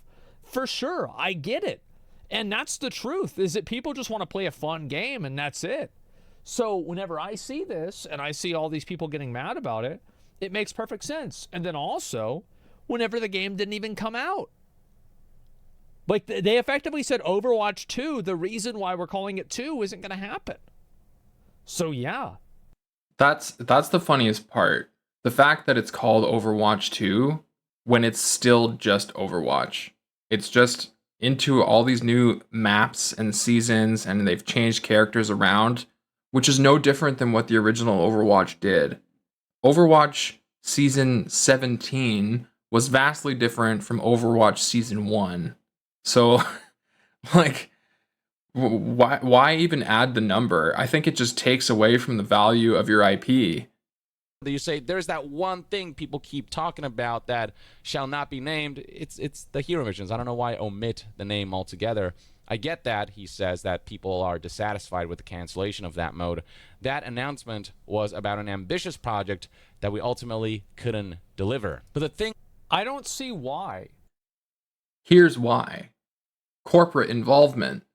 It's not profitable to continue down this line of development and try to bring out this mode that's not going to bring us as much profit as if you just focus on the core aspect of the game that already existed. In which case, there's no reason to call it Overwatch 2. You just call it Overwatch and keep developing the game. But that's not what they did.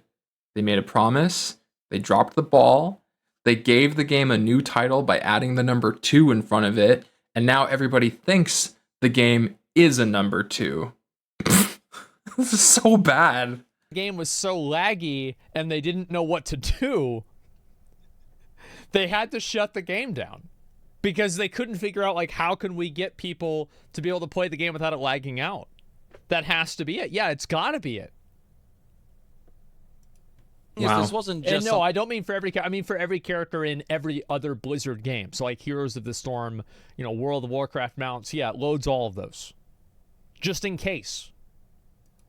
Something that was announced. It was like a flagship element of Overwatch 2 that was marketed over and over again and hyped up continuously. What's the reason why before it was called Overwatch it was 2? announced after the game's launch that this PvE mode would be scrapped after people bought the game and after they knew for months that this mode would be scrapped, but decided to not disclose that because they knew it might potentially impact the optics surrounding Overwatch 2 and could potentially impact the sales of Overwatch 2 during its launch period. And now they have the audacity to take the bit of scraps that they put together and try to make me pay $20 for it? The fuck out of here. The Bless reason you. why is because, like, I'm allergic to bullshit also. Skins for Overwatch 2 because they were excited about the PvE. So it's like, for example, like, imagine buying tickets to like a concert festival and then the headliner isn't you know, there. Like 3 of the headlining artists that you were buying tickets there to see just decided to, you know, they canceled those tours. And so then they're not going to be there anymore. Well, I think a lot of... I won't name names, but I worked for a company where there was like this big show that was supposed to be put on. And the like major guest that was driving all these people to go to the convention dropped out like a month before it was going to happen, when tons of people booked flights and hotel rooms to like specifically go see this person. It was catastrophic. People were pissed. Skins, and maybe not a lot of people, but I think that the total sales of skins would be lower if they didn't announce PvE ever. I think that the promise of PvE is what caused people to want to buy more skins. Yes. And so then canceling it really, and like, again, it's not like Blizzard should get like put in jail for this. Like, I mean, plans change, right? I get it. But at the same You made your bed, so sleep in it. That's the moral here. How can people ever trust what you're going to do again? They won't. Absolutely not. And it feels like a bit of a deception where they knew this was going to happen, and yet they decided to kind of drag people by the nose for a little bit before they're like, oh, by the way, surprise. And I have little doubt that this was a decision on the leadership side of things. I don't know how high up the ladder this decision goes, but somebody in the higher up elements of Activision Blizzard decided, let's not talk about this until it's the right time, until after people have bought the game. And let's not... Of course, you don't buy Overwatch 2. It's a free game. But what Young is saying is fundamentally true, that after people buy skins, after people invest into battle passes, after people start playing the game. Right. So, yeah, I mean... Yeah, once people have reached a point of sunk cost fallacy and feel invested emotionally in the game is when you announce it and drop this L.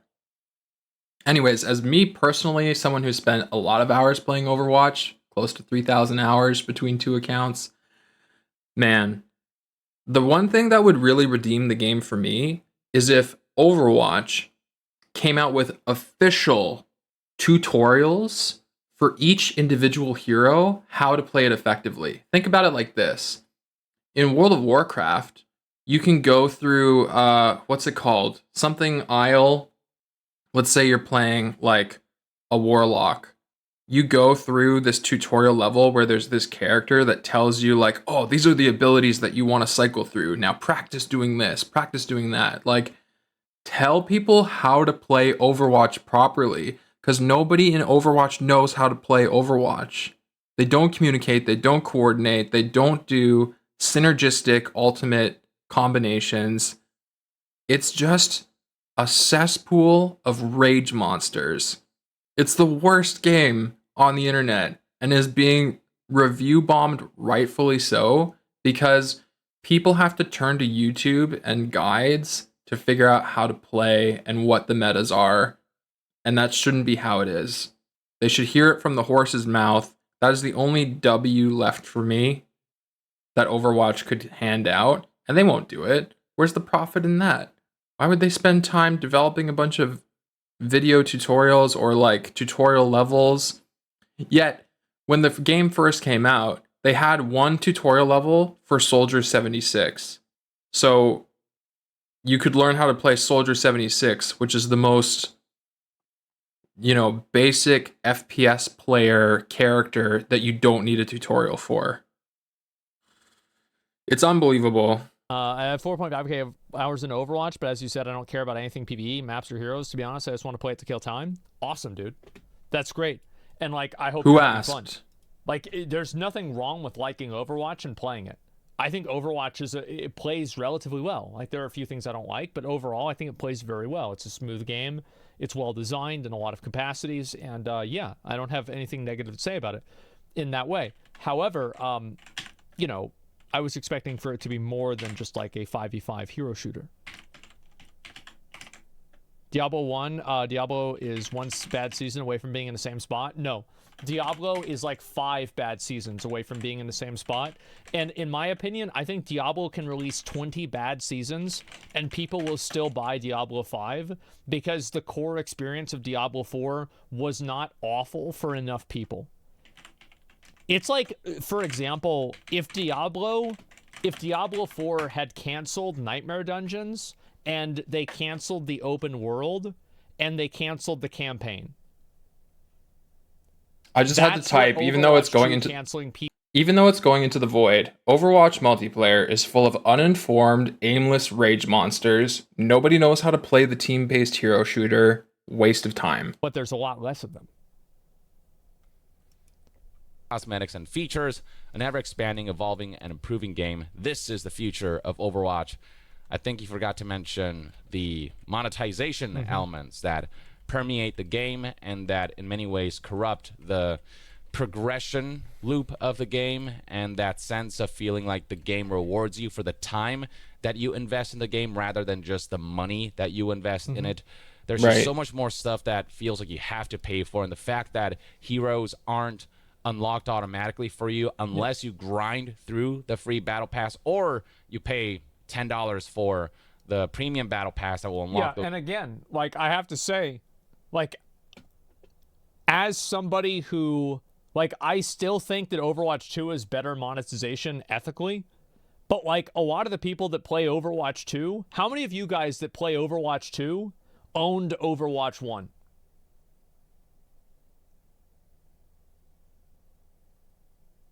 So for every single one of you, it was a downgrade. Yes.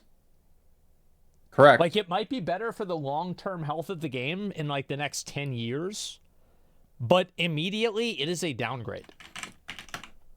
Because you used to be able to work towards the skins, now you can't.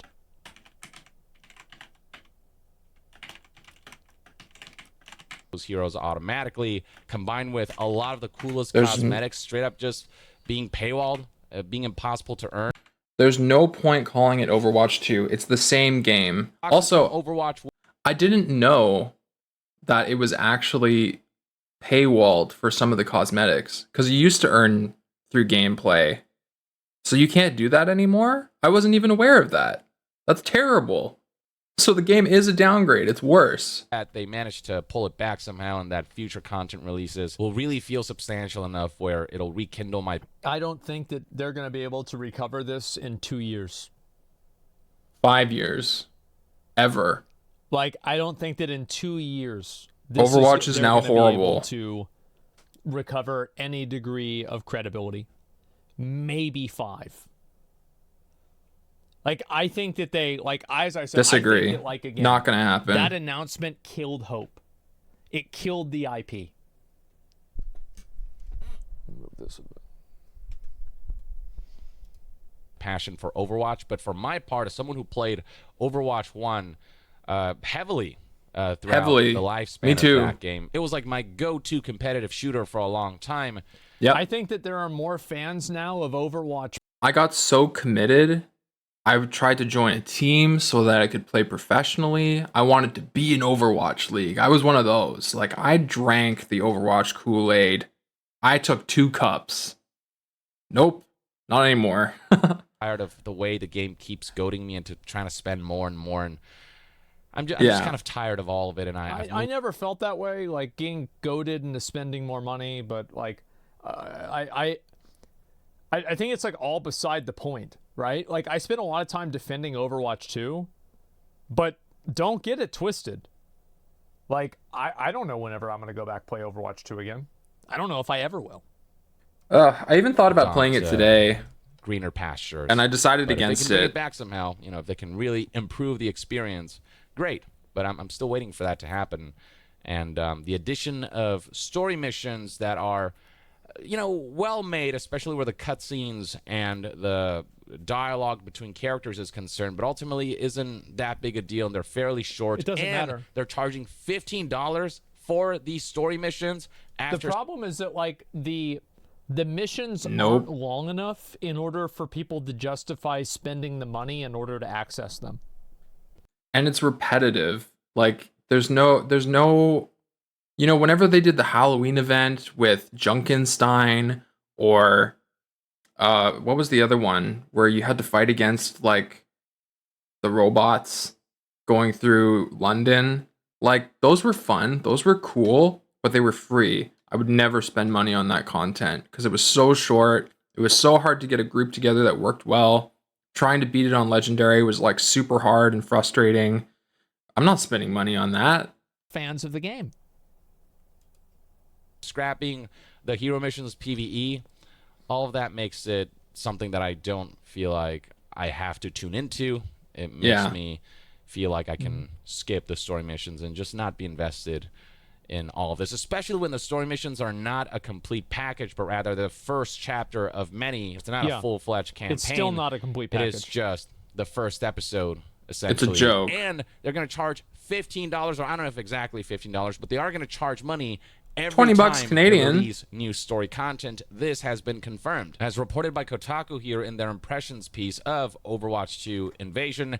I don't want to hear what Kotaku has to say about Overwatch 2. I can make an informed decision without Kotaku, but Yeah, anybody could have told you that they're only releasing a few missions, and each time they're going to try and give you more to spend money on.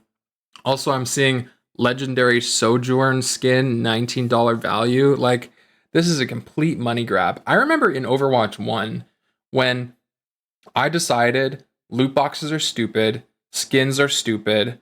I'm putting all of my heroes to the default skin because they don't matter. So the fact that this is the way that they're monetizing the game and going through this free to play, but like spend all this money on this stuff when it's not a complete game anymore, calling it Overwatch 2 when they're not expanding upon the idea whatsoever, it's just a mess.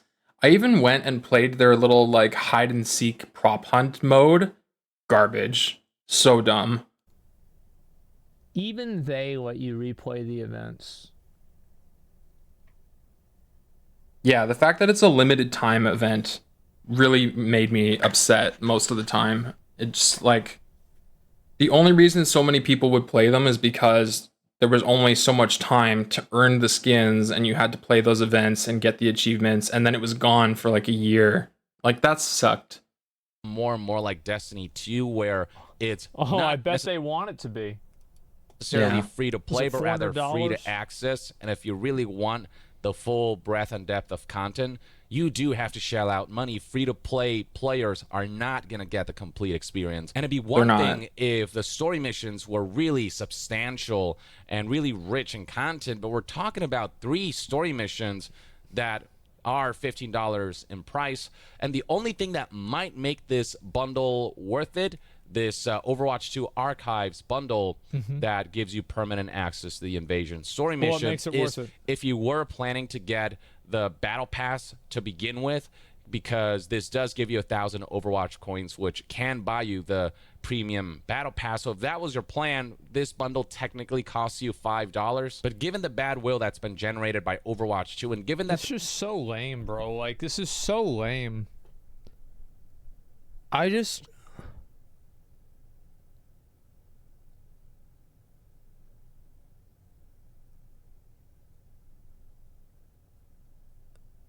Oh, man.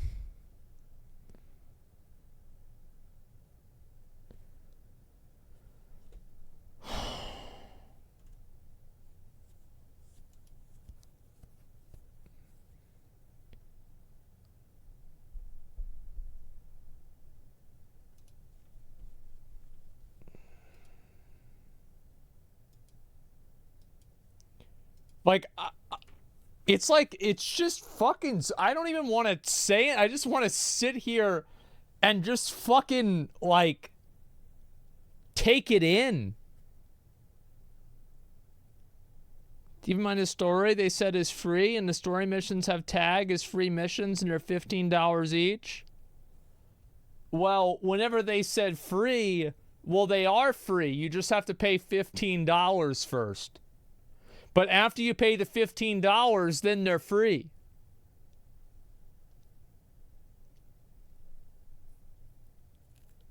I just...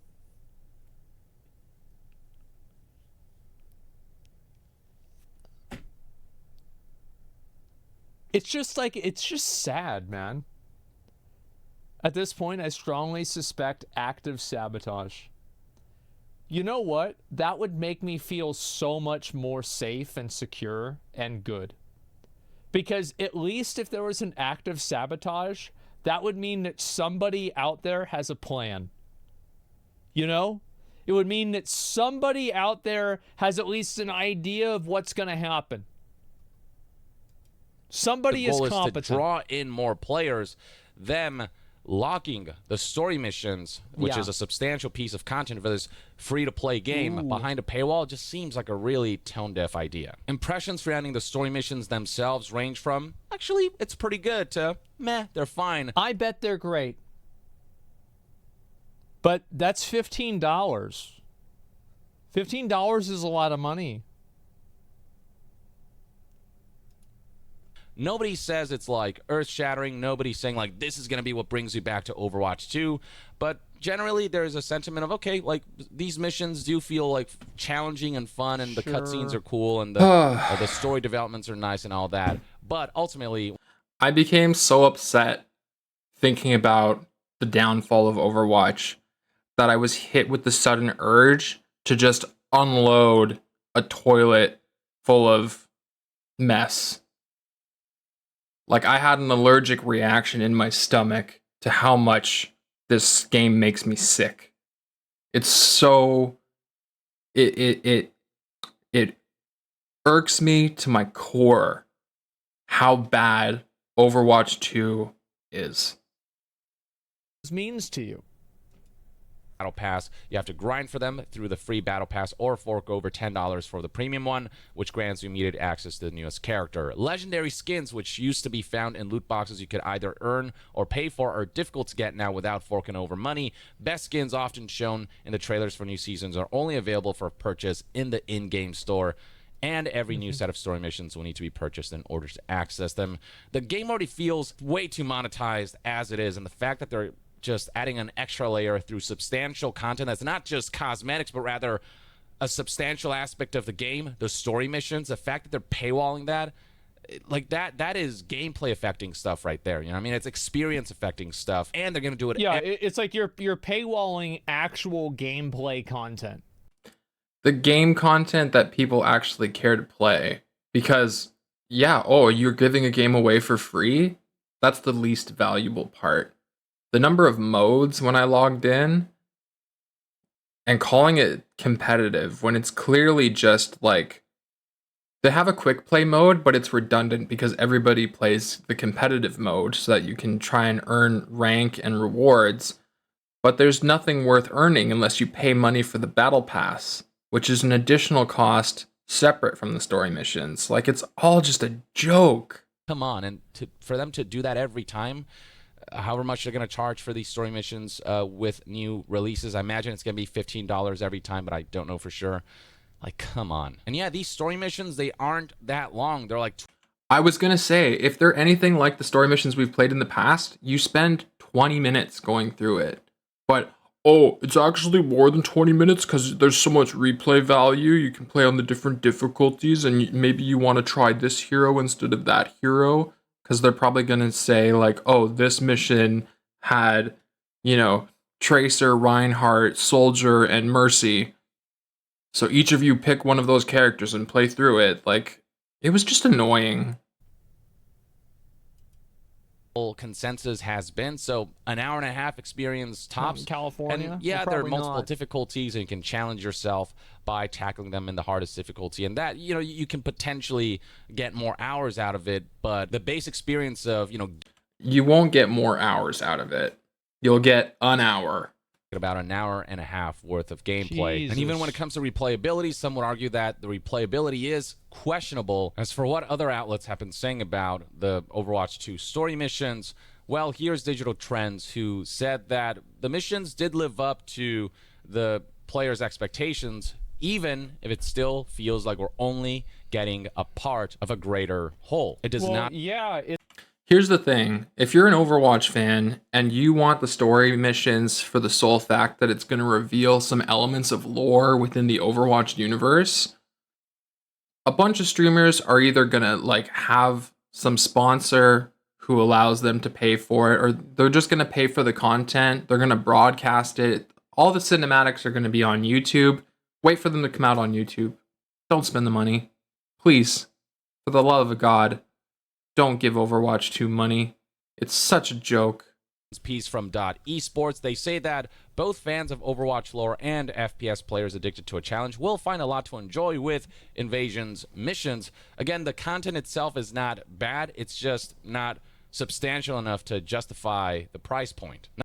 It was always free. And there was a reason for that. Now they think they can justify charging money because they've made the multiplayer free? The multiplayer should have always been free. palpable several years ago. Well, people would have been super hyped for them, man. Like, for example, if they had released these leading up to Overwatch 2 as like, hey, this is a taste of what to expect, they actually did this with Warcraft 3 leading up to WoW. Is it there was like a special, do you guys remember this in Warcraft 3? The Rexar campaign that you could do, and it was like, hey, this is going to be kind of like what you're going to get in World of Warcraft. Dude, that was so fun. I never played Warcraft 3, but that does sound fun. But that's a much smarter approach than what Overwatch has ever taken. If they had taken all these Junkenstein and like, there was a couple other ones. I think one was on Dorado, whatever it's called, and London. Like, take those 3 PvE things, make them part of this Overwatch 2 thing that you're hyping up, and slowly trickle them out to hype up what PvE was going to be.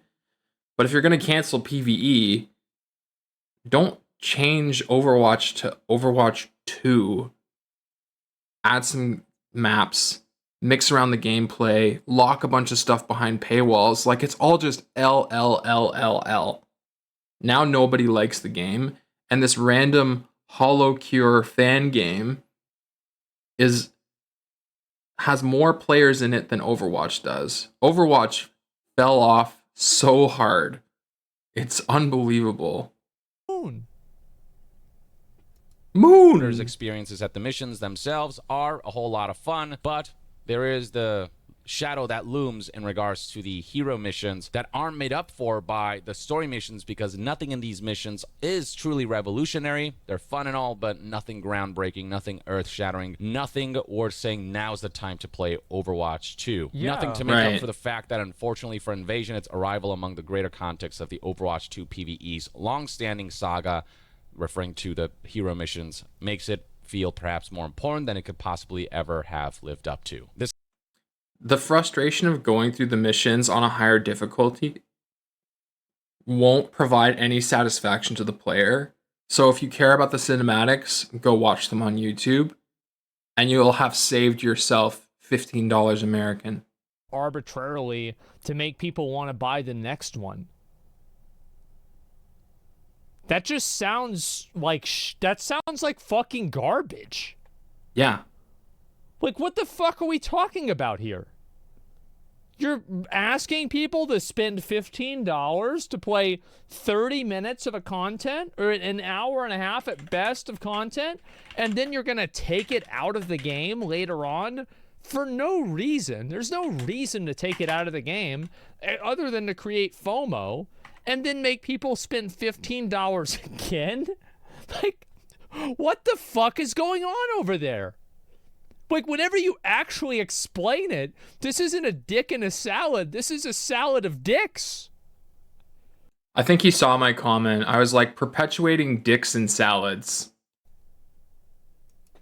$15 neat? No. As a one-off package presented as the first true arrival of Overwatch 2 PvE, and with a $15 minimum buy-in price, I think a lot of players will feel underwhelmed by what Invasion has to offer. And finally, here we have an article from The Verge, which had a more tepid response to the Invasion event, saying that Overwatch 2 needs a win. The Invasion event, at best, is a draw. This article criticizes Flashpoint for its simplicity and it being too similar to existing game types. It just didn't work for this particular editor. Scrolling further down, the article makes mention of the story missions being just okay. I didn't really feel like the story itself was doing anything new, especially with respects to the characters.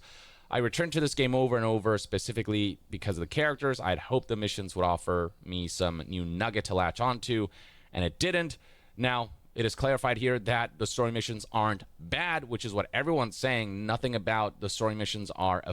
I mean, but nobody's saying they're incredible either, right?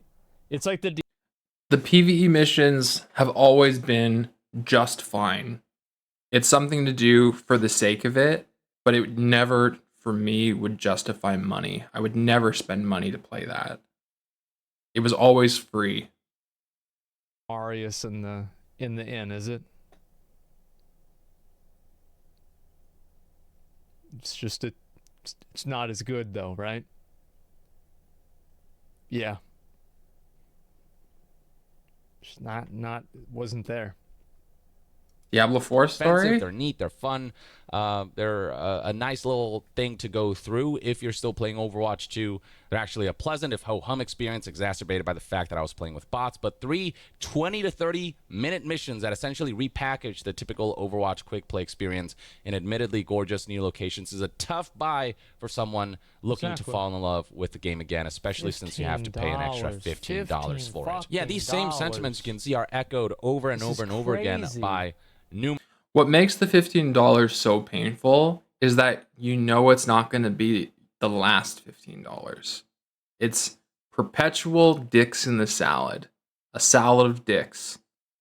So many iterations of $15 that you have to pay over time, and they're just going to be like, do you want it? Because you're only going to get this dick in your salad for a limited time, and then you're going to miss out. Everybody else has dicks in their salad. You don't want dicks in your salad? Okay. Well, you're missing out on the dick in the salad. All right. Okay. Spent more on gotchas yourself? Oh, absolutely. For content. But I know that it's a waste of money. Yeah. That's the difference. People like watching him spend the money. And also, like, whenever you're buying something specific, and this is why the gotchas work. And also, I would buy the Overwatch. Someone said gotchas give you waifus. Content for me. It's content. You think I'd fuck around with that stuff if I wasn't streaming? Fuck no. So look at the game that I play off stream. It's the Halls of Torment.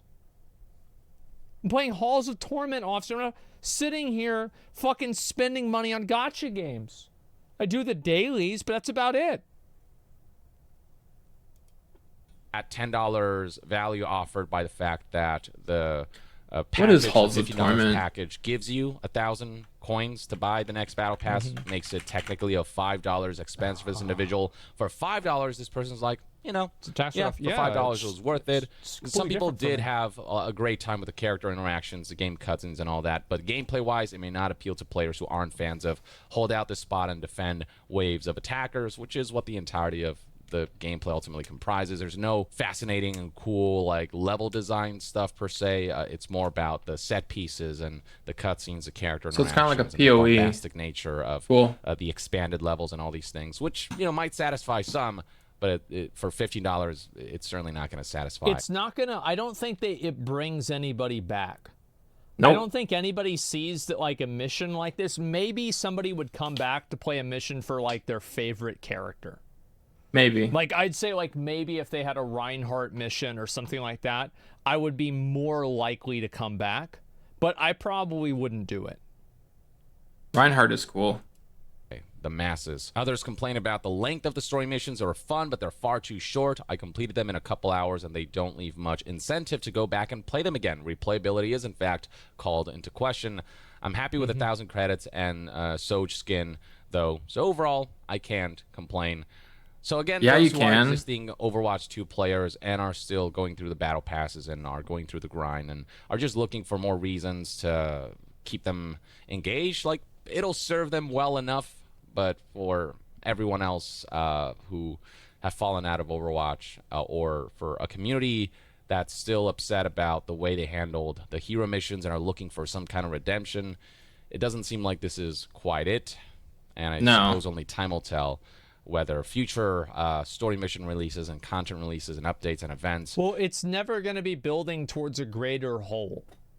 And I think, like, what I had hoped with Overwatch 2 is that Overwatch 2 could one day become like WoW. I hope for that as well. It could one day get to be that big.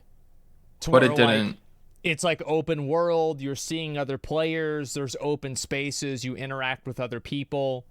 That's what I thought would be cool too. Kind of like what Destiny 2 does, where there's like a general area where you could meet other players. That would be fun. That would be cool. But they ruined that. The reason why I thought that is because Overwatch was derivative of Titan, and Titan was supposed to be an MMO. So my assumption was that they made Overwatch to scrap Titan, but the core DNA and what the people in the Overwatch team, previously the Titan team, really wanted to do was make an MMO. So I assumed that Overwatch 2 was their first foray towards doing something that was similar to that. But I bet the suits got involved and said, well, we already have an MMO, so let's not cannibalize our player base with another MMO to compete with. Time, or if it'll just be kind of a steady decline, or just kind of a ho-hum long-term experience. We'll see. In the meantime, though, this is everything you need to know about the current state of Overwatch 2, Blizzard's response to the overwhelmingly negative review score of Overwatch 2 on Steam, it becoming the worst user-reviewed game on Steam of all time, and what people are generally saying about the release of story missions, the first substantial piece of PvP So sad. content. Let me know in the comments below what your thoughts and opinions are. So sad, so bad, gives me gas. News, reviews, and discussions. Stay tuned right here on Young Yeah. I'll see you guys next time. Young out. I think it's so fucking funny that Blizzard actually addressed it directly. I mean, do. yeah. I think it's so fucking funny. Like, if you go back... I mean, you can't just not address it. It's kind of the elephant in the room for the Overwatch team, but there's no answer that's going to dig them out of the grave they've dug for themselves. The game is so bad. Addressed it directly, man. It was such a mistake. Yeah, it's sad. I mean, again, like, I feel bad for... I kind of feel bad for them, but I mean, based off of like what I've seen out of Diablo 4, I think it's probably their fault that it doesn't work. That's just my opinion. So you think they should play dumb? Well, I mean, you don't have to play dumb, but you don't have to address it directly. Like, I don't know, maybe it was a better idea to address it directly. I just didn't expect it to happen. You know, like there's a video. This is a long video. I think this is a pretty good one. Yeah, I just think it's sad. I do. I think that Overwatch... As many of you may know by now... Oh, people's hope my for the ears. rest of the game. I was just trying to be good and They give a killed like. They killed what Jesus. the game could have been. Yeah. And I think that's what's so sad about it. Like, sky is the limit potential and just totally squandered it. And I was. And I was hoping, like, oh, maybe one day I'll play Overwatch 2 again. And I had it in the back of my mind, one day I'll play Overwatch 2 again. And it just never really happened. And it's just like, I don't think it's ever going to happen now. No. Like, I don't really have, like, I would have in the back of my mind, oh, I hope Overwatch sponsors me again, so I'll have to play the game. And then, you know, I'll play again, and it'll be fun. But, like, now, I don't know. Like, I just, you know, if they sponsor me, I'd play it, sure. But, like, I don't know. Like, I don't think it's not a bad game, right? It's just that I don't have hope for it to be anything more. It plays well. There's good movement. There's lots of gunplay. I enjoy it. However, the problem is nobody is educated about how to play Overwatch. You have to do the research yourself. No one's willing to invest the time to figure out how to play. And therefore, it's just a cesspool of people getting mad at each other for not being good enough. It's terrible. Riot? I mean, the Riot, the $200 skin? Who cares about the $200 skin? I didn't give a fuck about that. People don't want to buy it? Don't buy it. It's that simple. Yeah, seriously. But drops indicate players, right? They do, but they also inflate the viewer count. You're right, though. The biggest Overwatch streamer also moved to Kick. Yeah. The previous biggest Overwatch streamer moved to Kick, and now the current biggest Overwatch streamer moved to Kick. You're talking about Defran. I watched... I was just having a conversation with someone yesterday over dinner about Diablo 4 versus Path of Exile, and I was like, I don't really know the story of Path of Exile. He's like, there isn't one. People don't play it for story. People play it because, you know, they like the satisfaction they get out of the gameplay itself, and it helps waste the time that they want to waste, and then they move on. Diablo 4 is meant to be for the more casual player and probably comes with some story, but as I saw from a arbitrary visual survey in chat, people don't care about the story in Diablo 4. So what does Diablo 4 offer that Path of Exile doesn't? Less complex decision making. Is that true? No way.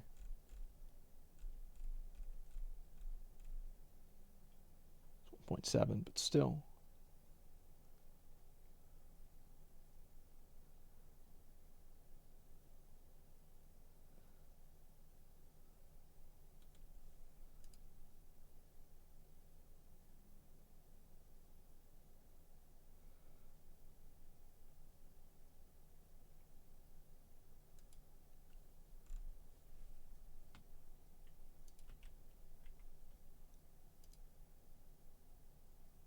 Oh, at least it has more viewers than Diablo 3. What about Diablo 2?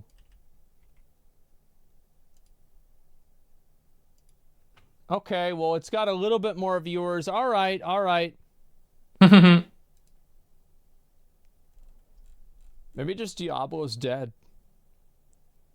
That's it, you know? People just don't give a shit. And also, I think that, like, a lot of the ARPG community is watching PoE right now, right? Like, people are probably going, like, ape shit. Because apparently, like, yeah, they announced, like, a buff to the... Or changes to the new mechanic.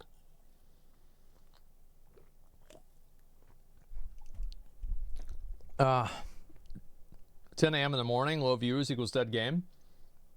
I don't know about that, man. I feel like if you have a game... Like, I mean, it's not really that it has low viewers. Like, it's about that, like, it's below other games. Also, you're in the EU. It's not 10 a.m. for him. It's like 2 in the morning.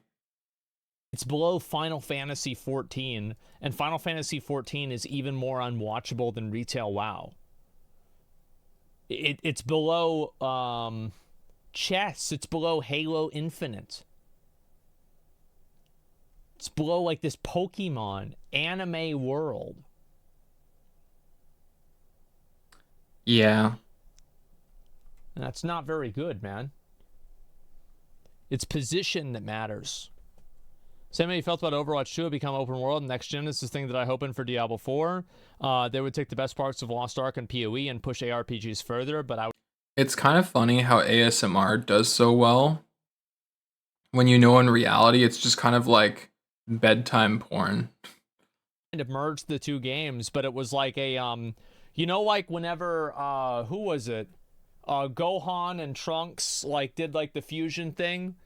But, like, imagine if it took, instead of, like, making them the most powerful version of the two of them put together, it's like, Goten, yeah, they, it made them the worst version instead. Yeah, like a mutant offspring that nobody wants. I don't know. I watched this in 6th grade, okay? 7th grade. I don't remember exactly.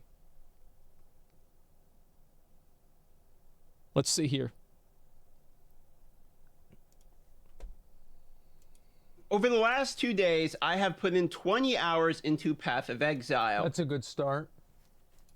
This is not enough to fully understand the game, but it is definitely enough to tell you there is some massive differences between this game and Diablo 4. Yeah. Now, what I said in my review video of Diablo 4, and I do believe continues to be the truth, is that Diablo 4 is actually a game designed and built around entry-level players into the ARPG genre.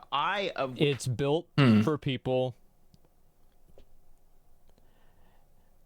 Dad made, dad tested, dad approved. Yeah. Dad gamers. That's it. Sure. You don't have enough time. I was one when Diablo 4 came out. I haven't played many ARPGs. Yeah, I played Lost Ark and, you know, yeah, I played a little bit of Diablo 2, but I wasn't really like a master blaster through any of the ARPG categories, which makes the fun graph of Diablo 4 look something like this. You start the game right here. As you are leveling towards level 80, you are having more and more fun with the game. Around level 80, the game starts to get more boring because this is where we just do nightmare dungeons over and over and over again. And then the game gets way more fun right when you beat Uber Lilith, and then it's right back to grinding nightmare dungeons. As somebody who's been trying to beat Uber Lilith, I think the fight's trash. Like, I will beat Uber Lilith and do the 100 dungeon before I quit completely for the season, because it's like I have to beat the game. But people are saying because you're bad, skill issue. It's a badly designed fight. Whatever. Dungeons. I couldn't be less interested. Mostly fun from the level 1 280 right here, and that is sort of where the game peaks. This would make sense because I think right around level 75, 80 is about where most of the average casual players are going to go. It seems like it's targeted to be this way for whatever reason. And by the way, I think the whatever reason is money, because the majority of players that are going to play these massively marketed games are casual, average, whatever you want to call them. Oh yeah, you're casting a wide net. You're going to get a lot of minnows. You're not gonna you're not trying to get the big fish. You're just trying to get a lot of little fish. A lot of, 9 to 5 Andes, 4 hours a week Andes. People that just finished the campaign 2 weekends ago. Normal people with not a lot of time, like I've said before. So when you're marketing those types of people, they design the game for those types of people to make the most type of sales, to make the most type of money. Okay, we all probably could have guessed that. For me, the Path of Exile graph looks very different. It starts like right here. Not very fun at all in the beginning. Under the x-axis. More fun, and then you hit this portion where you see the skill tree for the... I really fucking hope that, I don't have to watch more PoE videos. Because, I've resisted playing this game and completely degenning it, and just, I've had so much other shit that I have to do, and, I've been trying to resist playing PoE, and now I've got to have to, and, I know what he's going to say. I know what he's going to say with this chart, and he's right. The fact that you have to make charts, and you have to do, little Excel sheets and watch tutorials about how to play your character, there's so much time investment with PoE. First time. Now, if you haven't seen it before and you're just a Diablo 4 player, let me actually show you, okay? Here it is. Oh, no, wait, that's not it. Juggernaut? Here it is. Let's scroll all the way out. And you can kind of see, there is quite a bit to this skill tree. So they hit that point, and then what happens is a good amount of people... Y'all need to get him in the lab again. If he's been 20 hours on this game, he's ready for the second lab. Come on, guys. Come on, help him out. At least get him in the second lab. Are going I think that gets him his endurance charges or something. They're not really going to have a good time because they look at it, it feels overwhelming. Now, some of the people might actually have a split reaction and the enjoyability goes way more up, but I think a lot of the people that are newer to these types of games are going to look at that and it's going to feel overwhelming. However, PoE, if you push through and you just spend time figuring out and learning the game, it starts to get more and more and more enjoyable. So instead what we have is something like this, which is just a steady linear graph of fun as you continue to play through. Well, it's also what matters is the time here, right? This bottom vertical is, or horizontal line this is at 0 hours and this is at 1,000 hours. Yes. That's my problem with PoE. I started playing PoE, I looked at the skill tree and I was like, wow, this is complicated, but I'm not going to do any research. I'm just going to read my options and be like, all right, this sounds cool. I don't care if it's optimal or not. We'll see what happens. And then I just found the gameplay of it having to move around, constantly left clicking. I just didn't enjoy the physical feeling of playing that game. It felt like too much. It felt like I was playing solo League of Legends in terms of what I physically had to do to play the game. That opens up the fucking the skill tree. Yeah, the skill tree isn't even a part of it for me. I gotta go. With the game is after a lot of hours already into the game. This means that the people that enjoy Path of Exile are people that fairly early decided they like complicated. Brutus is hard. By the way, I'm having a pretty good time with it. I went in fully blind, and for me, I am able to clear so far. We're going to finish the campaign today, as a matter of fact. So if you want to watch the campaign... I feel like 20 hours, first ever campaign playthrough, completely blind. I feel like that's pretty fucking good. I do. I think that's pretty fucking good, man. Just for me, clearing especially as being blind. Final bosses. You can join right now as of the posting of this video. I have the link in the description or the pinned comment to see that live. But I mean, I think ARPGs have a very similar style of play like I was describing. So if you have experience with Diablo 4, even if it is the more casual game, it's still going to give you a lot of transferable skills that work towards Path of Exile. So, you know, without having any understanding of what it takes to complete the campaign in PoE, I don't think it's that impressive. I think it's just he took what he knows how to do in one game and applied it to another. Complexity of a skill tree or not, that's irrelevant. Already got 30, 40 hours or whatever into the game, and then they realize there's not as much left at the end, and now they're frustrated because they do actually like the game, but there's nothing to continue to like the game about at that point. To put yeah, they want to keep playing the game. Like, I want to keep playing Diablo 4, but the game just doesn't give me any reasons to. Like, I can't find anything to do. Like, maybe I'll have to, you know, really, I mean, I was thinking, like, man, maybe I should play Diablo 4 so I can farm currency up for Darth microtransaction here to respec. Sure. I've got to farm his regret orbs because you know it's coming. Like, you know, whether it's yellow maps, might just be early, like, you know, late white maps, like, there's going to be a respec coming real quick. More simply, Path of Exile takes less time for you to decide whether or not you're into this type of game. Diablo will take a while because it seems like the game is really good for a long time until at the end you realize, I do really like this game, I want to double down and play even more, but then there's nothing left. I remember one time I was playing, this was like one of the first seasons. Purposefully designed dupe.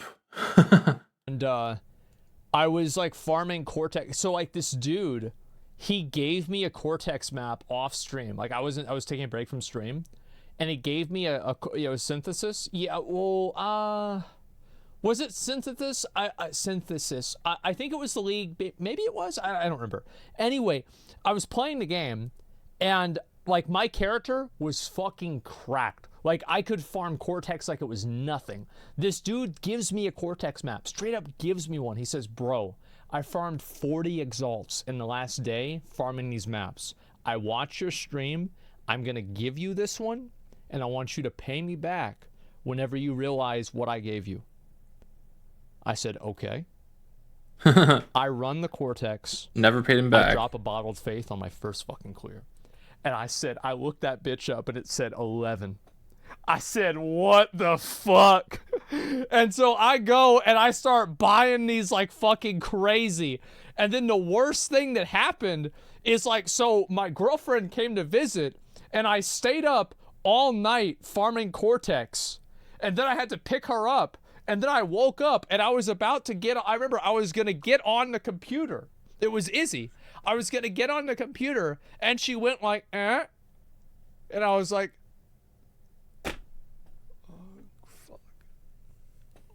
I'm not going to get it. Right? I wasn't going to get it. And so because I was farming for my headhunter, right? I thought I was going to get it. And so finally, this is like 2 weeks later, she leaves. That's whenever I made the video on my, I think I have it here. Let me see if I can find it.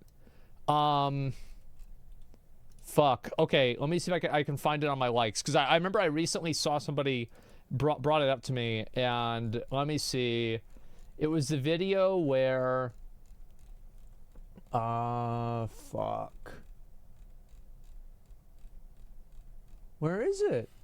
No, that's not it.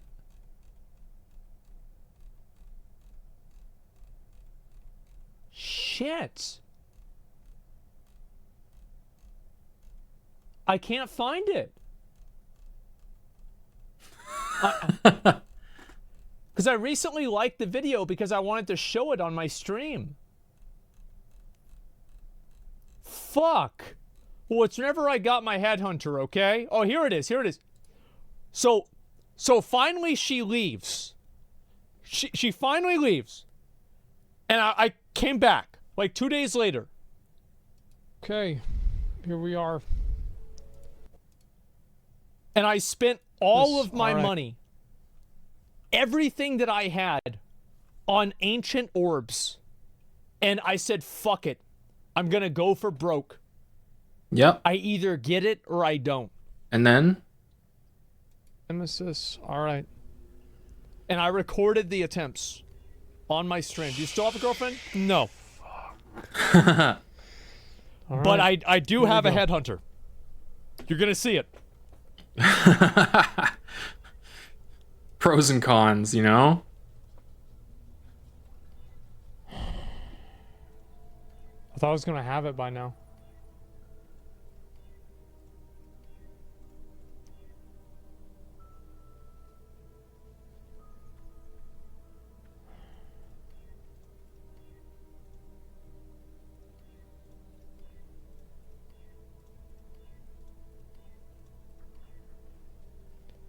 Ready. Okay. All right. All right. All right. We went through 20 of them. It's fine. Everything's good. I'm about to get it right here. Here we go. All right.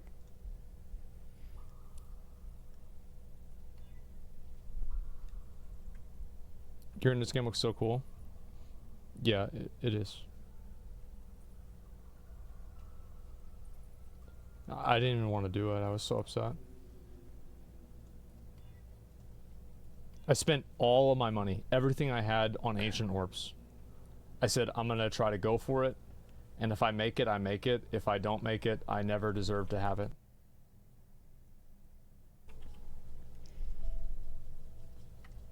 Probably tabbing out to complain about this. I don't even know what's happening. I'm just interested. Okay, here we go. 6-5. Look, I'm almost out. What? What? What the? What the? Wait, I didn't think. Wow. What the fuck, dude? Oh my god. Oh my god. Oh, what the fuck, dude? Oh, what? No. No. You guys have no idea how fucking happy I am right now, man. Oh my god. I still remember that shit. I still fucking remember that. 3 years ago. Over 3 years ago that shit happened. Damn. That's how good loot is in that game. Explain? I got the best belt in the game. What are the chances? I don't know. They've changed them. The chances are low. I'll assume that. Double down. Did you pay him back? I think so. I talked to him about it like a couple days after. Now, it might seem if we're just looking... And keep in mind, I was right here. Okay?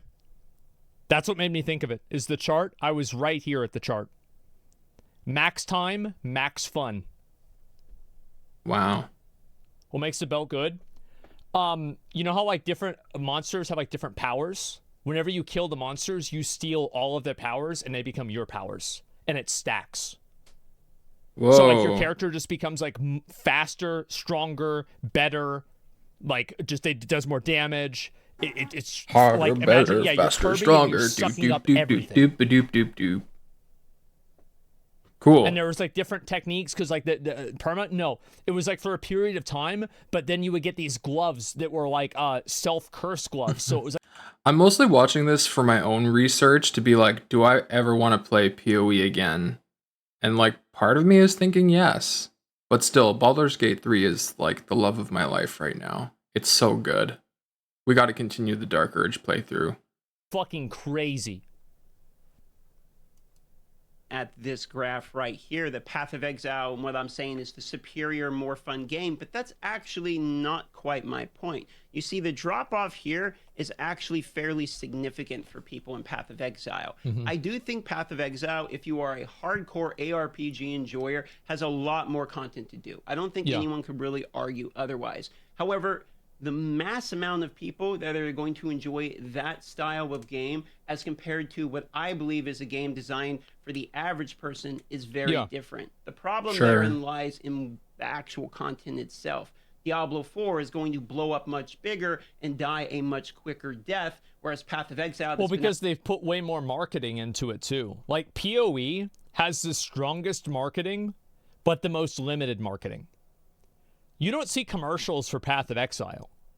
However, what's the strongest form of marketing? Well, word of mouth. Marketing class, you'd know it's word of mouth. 100%. And like, look at me. I'm sitting here. My background is marketing, so I know that. Sponsored. I should be. But testimony. And that's it. And I did the same thing for other people too. Like back before I was even a streamer. I was like, you should play this game. Now for 10 years. That's why I'm so evangelical about Baldur's Gate 3. You should play that game. It's fantastic. There's also one other point to make. If we go back to this graph for a moment, right about here, there is a split dimension in which your enjoyability can go down through the floor. And this is by bricking a character. Now, I am playing the game fully blind. It means I actually don't know any guides. I haven't looked. I had this happen. By the way, my first character, this is exactly what happened. That's the thing is, like, you can't respec as far as I know. So I gave up because I felt like, oh, well, I'm just making a shit character. I don't want to start again. Of the game from somebody who just would download it on Steam and just play a game because it shows up on the Steam store in order to do these types of videos and give a review of what I believe is like the normal average guy. The problem is the normal average guy in Path of Exile, by the time you get to about this point, will have ruined his character and need to start the loop over again. This is a huge moment in which your enjoyability can go through the floor. This basically forces two things. It forces the types of player that would actually want to min-max builds to be able to accelerate their progress effectively, because they're going to be one of the people that don't brick their characters because they actually are looking into the game to look ahead and figure out what to have happen. However, but they don't know that because going into it, they have no idea. Yeah. And that's what the issue is. I'm one of those people who feels like, well, if I do too much research, I'm going to spoil things for myself and then I won't feel motivated to play. So I'm just going to go into it blind and make uninformed decisions.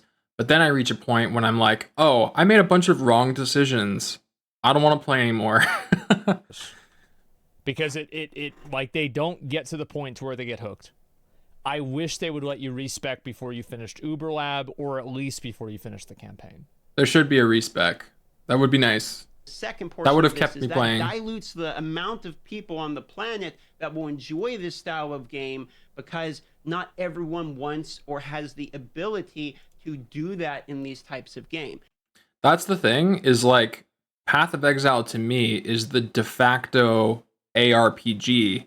And so because my experience was ruined in the way that he just described, now my impression of ARPGs is just like, I don't want to play this style of game. Because D4 was marketed more heavily, therefore going to receive more. Yeah, but D4 is going to go down way more. Like, that's the thing. And also, PoE doesn't have to be more popular than Diablo 4. No, it doesn't. It can exist in its own bubble. Like, my favorite fighting game always was Soul Calibur. I thought that was my favorite. That was my favorite one. I thought that was the one I played. It's less popular than Street Fighter and Mortal Kombat, but I still like it the most. Right? And so it's not like more popular equals better game. True. It's like Tarkov versus Call of Duty. Like, the people that play Tarkov aren't playing an inferior game because more people play Call of Duty. Tarkov is like a much more complex version of the game. Negative feedback from just more overall people. Yeah, another example might be like Arma versus Battlefield. Just because Battlefield is more popular doesn't mean Arma is a bad game. Arma is more complex. People enjoy different levels of complexity. Of Exile. Fairly quickly in the Path of Exile, you will realize you are being punished for not taking the game as a job. So where does that leave us? Well, basically, taking the game as a job. I've come to is this: if you're the type of person that hops from game to game, likes to try out trending games, does not play the ARPG genre solely, and is somebody who just wants to see what the latest Diablo thing 4 is, is your game. Try Diablo 4. You're going to get your money's worth out of the game. It is $70, and you will get probably 30 or 40 hours of good enjoyability out of it. You can stretch it out to 100. I agree with him. Yeah. I do. I agree with him.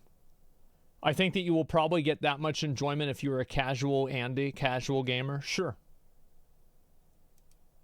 And then at that point, you have received your money's worth. Diablo 4 will probably not be the game for you that is going to be your main game that you play for years straight. Here's why I'm personally happy with that being the case. My cousin is sunk so deep into Diablo 4, but he's a busy guy. He works full time and he only has so much time in the day to play games. And when he's playing games, that's the game that he's playing. I can sit back and know that eventually that time will run out and he'll be ready to move on to something new. And then I'll be ready to pounce and say, come play Baldur's Gate 3. I have a campaign with friends in Australia. I have my own campaign. I'm setting up a campaign with someone locally here in Europe. Like, man, there's so much replayability to that game. And it's so satisfying in terms of an immersion into a fantasy story. Like, man, all the D&D lore that you pick up on, especially when you have no pre-existing knowledge of Dungeons and Dragons, you're just like, whoa, this is so cool. And it just makes you want to investigate more. I love it. It's so great. I can't stop talking about it.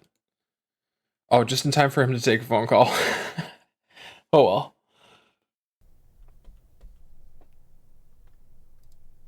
Than D4, D4 greater than PoE. They're offering different products for different apples and oranges game enjoyers, and I think that's okay. Yeah, exactly. It's not a bad thing that the game is provided. It's not a bad thing that the game is for a different audience. And this is what I said with Diablo 4 the whole time. Is that Diablo 4 isn't supposed to be this like crazy game that like you play forever. It's not supposed to have the depth of PoE. But I do think that like if you're a hardcore player and you're really excited about, you know, playing games like this constantly all the time, ARPG type games, you definitely are probably going to get more out of PoE. Yeah. But like if you're like what I'm saying is, and what I've come to understand is from the friend I was talking to yesterday, he loves PoE. And that's because of its complexity. The fact that you can invest yourself and try all these different fun builds and try to play through the game. It's like if you're about playing a game that's not too complex and you just want to like kill some time after work, Diablo 4 is the game. But if you have a mind that's very much into experimentation and like trying around different things to see what the results are, that's where you get the most satisfaction out of Path of Exile. And for me, I was just introduced to a genre. That was my first time. And I realized that my experiment was bad. And I was just like, I don't like this. Meh. I mean, I should give it another try, knowing what I know now. But I just don't want to invest that time right now. I'm sure I will eventually. Path of Exile isn't going anywhere as far as I'm concerned. What, who the fuck cares? Oh, it's by Blizzard. Who cares? Let me make sure that I'm logged in for this. I'm assuming I'm probably going to have to sit through a loading screen. Oh, okay. So he's playing some Wayfinder.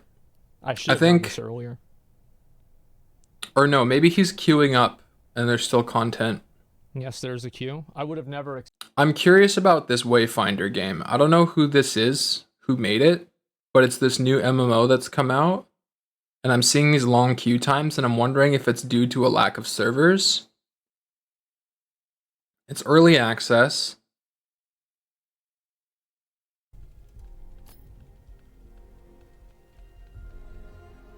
That's actually not so bad. That'll be done really soon. Let me link you guys the video. Yep. Should give it a like. You play Hollow Cure while waiting on the queue. I did say I would play a little bit of Hollow Cure. There's the video right there. Could you show us the headhunter in action?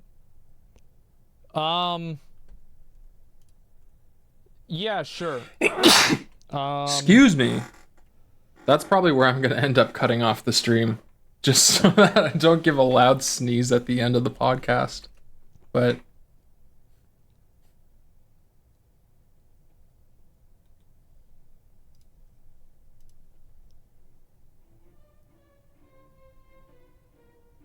Great song. Because now we know where the big harbinger is. It's right here. So basically, Okay, we click this somehow and log. Okay, here we go.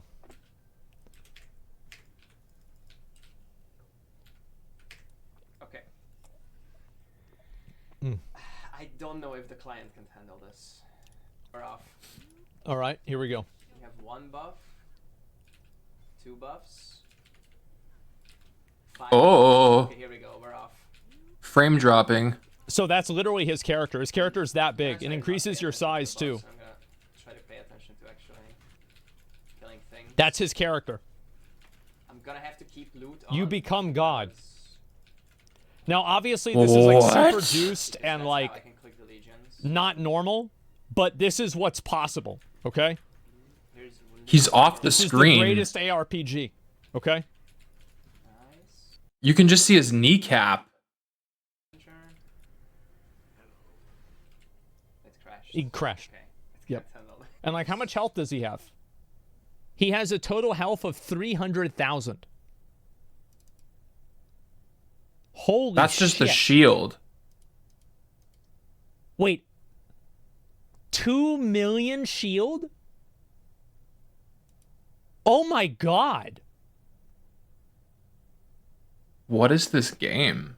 Like, to put that into perspective, the biggest attack in the game.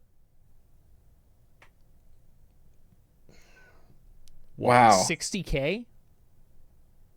Yeah, so like you're barely putting a dent. 80k? Yeah, 80k maybe? Like, yeah, nothing. Like, nothing in the game could kill him. Holy shit. And there it is. Okay. It's kept 970. 970. Wait. No. He has 7.5 million He has 7 shield. million shield. How does it work against bosses? It doesn't. It's basically just for map farming.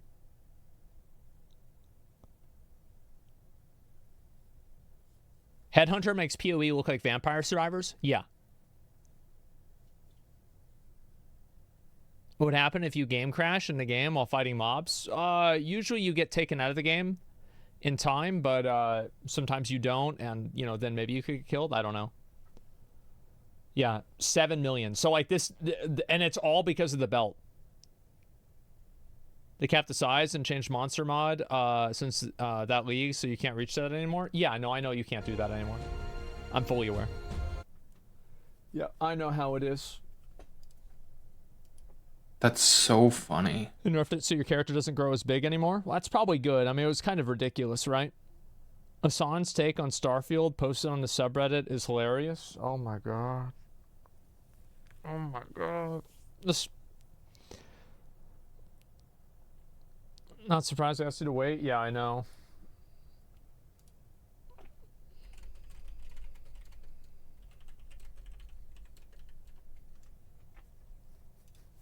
Let me see here. Starfield, most controversial game. I mean, to be fair, it's going down pretty fast. I think it'll probably be like 10 minutes or so. It'll be done. Yeah, it's not going to take that long. Skip the Hassan video. I don't know, like, let's see. I feel like there hasn't been any drama recently. Everybody's just been kind of chilling. Nobody's been mad. People are Which is saying kind of weird. Linus Tech The Linus Tips, drama? but Yeah. they've already talked about that. SQC drama? I don't think so. I mean, like, there's not anything new. Stay safe and payo? Yeah, it's not really that big of a thing. That's like a WoW stuff, you know?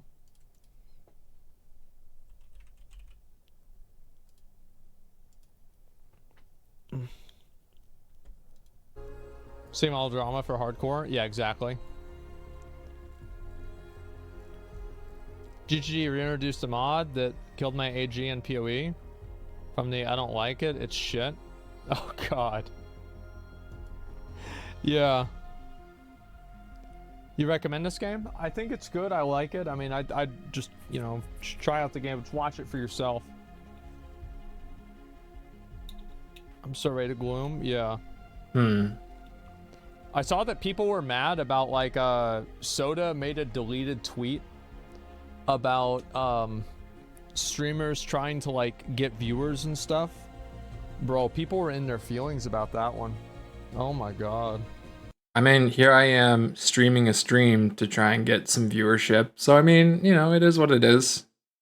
Hustler's gonna hustle. How's gameplay wise? It's alright. Critical hit by Soda. Well, the thing is, like with like Twitch, right? Is that people are gonna work really hard and try as hard. Are you negotiating with Chosen One in Finland about the one truth? Why isn't your going with the truth example could be reason for the you?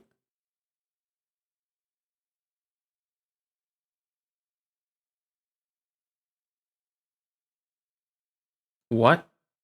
And, you know, become like massively like rich and successful if they're successful streaming. You know, like that's just really what it comes down to. So like you have people that are, you know, like fighting like their life depends on it because in a way it does. Fuzzy drama's hilarious. I don't know what happened with that guy. Yeah, I'm not sure. I don't even know who Fuzzy is. Were you able to buy What's a Fuzzy? Wayfinder? I'll try to buy it again today.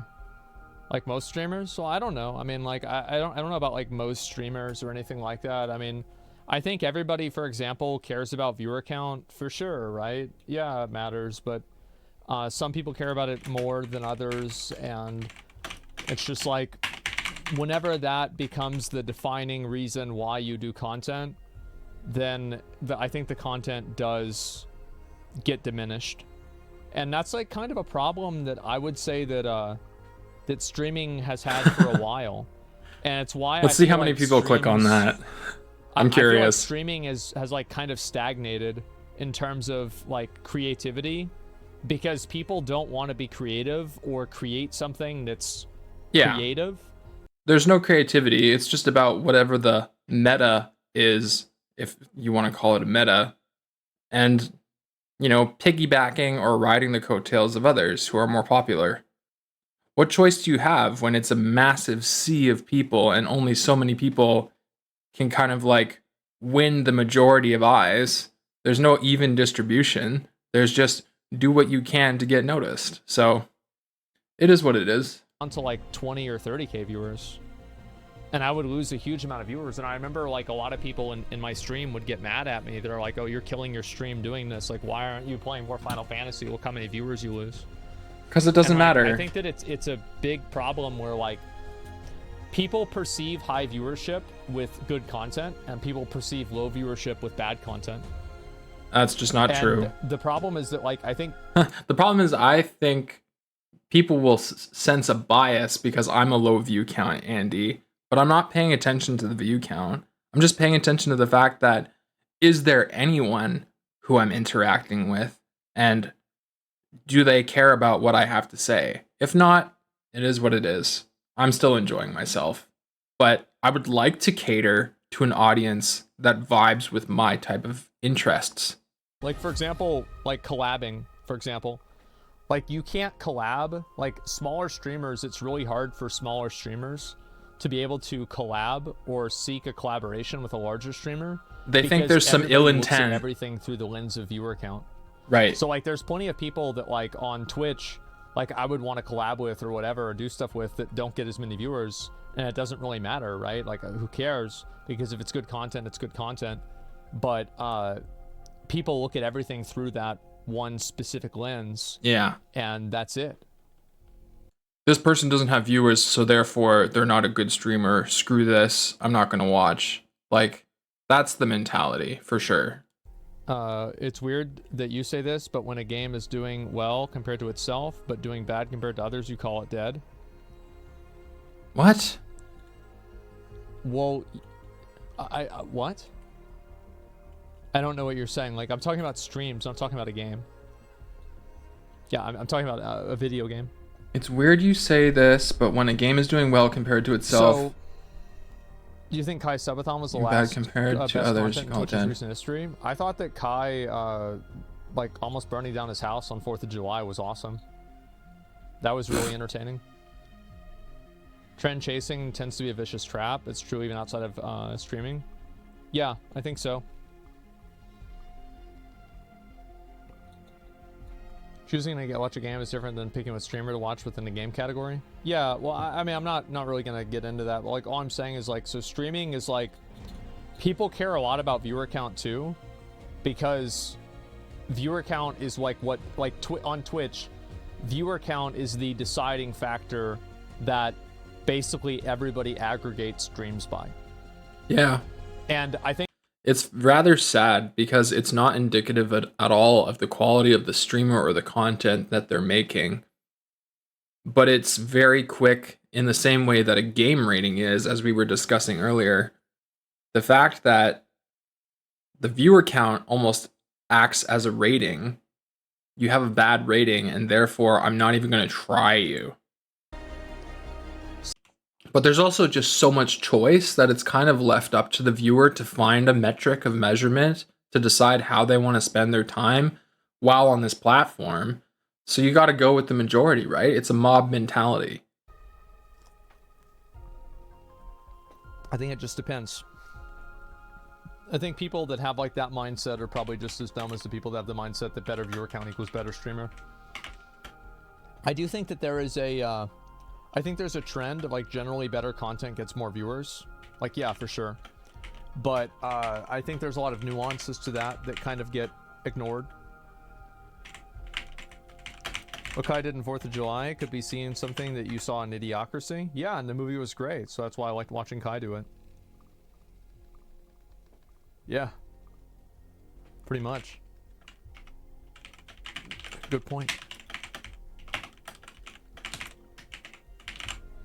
Things you do in OTK for the exposure of small streamers is great. Do more of those. Yeah. It's mob mentality and only be a poor metric to decide what to watch. Yeah. Higher view count just means less attention to a single individual. That person needs a hug. I've seen like so you saw what I said. That have viewers that it's a mob mentality and the only, albeit poor, metric to decide who to watch when not wanting to spend too much time surfing streams. Like, what else can you use? When you go and you're like, you know, who do I want to watch today? Well, I'm interested in this game and recommended for you based on what? Who knows what that even means? Or high, low, recent. Like, who am I going to watch? You know? So it is what it is. Of course people are going to go with high. In the same way that I go to YouTube and I'm trying to find like a tutorial on how to do something, and then I'll say, okay, well, which one has the most views? That has probably the best answers for me. With different people. All in all, I feel like most YouTubers that I interact with are way more mentally put together than streamers. Like, I feel like streaming is mind-breaking to so many people. Where, yeah, like, it can be very all hard. they think about is their stream. It's like completely consumes their life. They're Yeah. like hyper fixated on it, and like that's it. And like with YouTube, I think that they're like YouTube videos take a long time to do, but I think that with some cases like they provide like a different type of work-life balance, and they also don't require you to like sit there in front of a camera for like 6 hours. Yeah, there's a lot less time being wasted. You can be more efficient with your production when it comes to YouTube.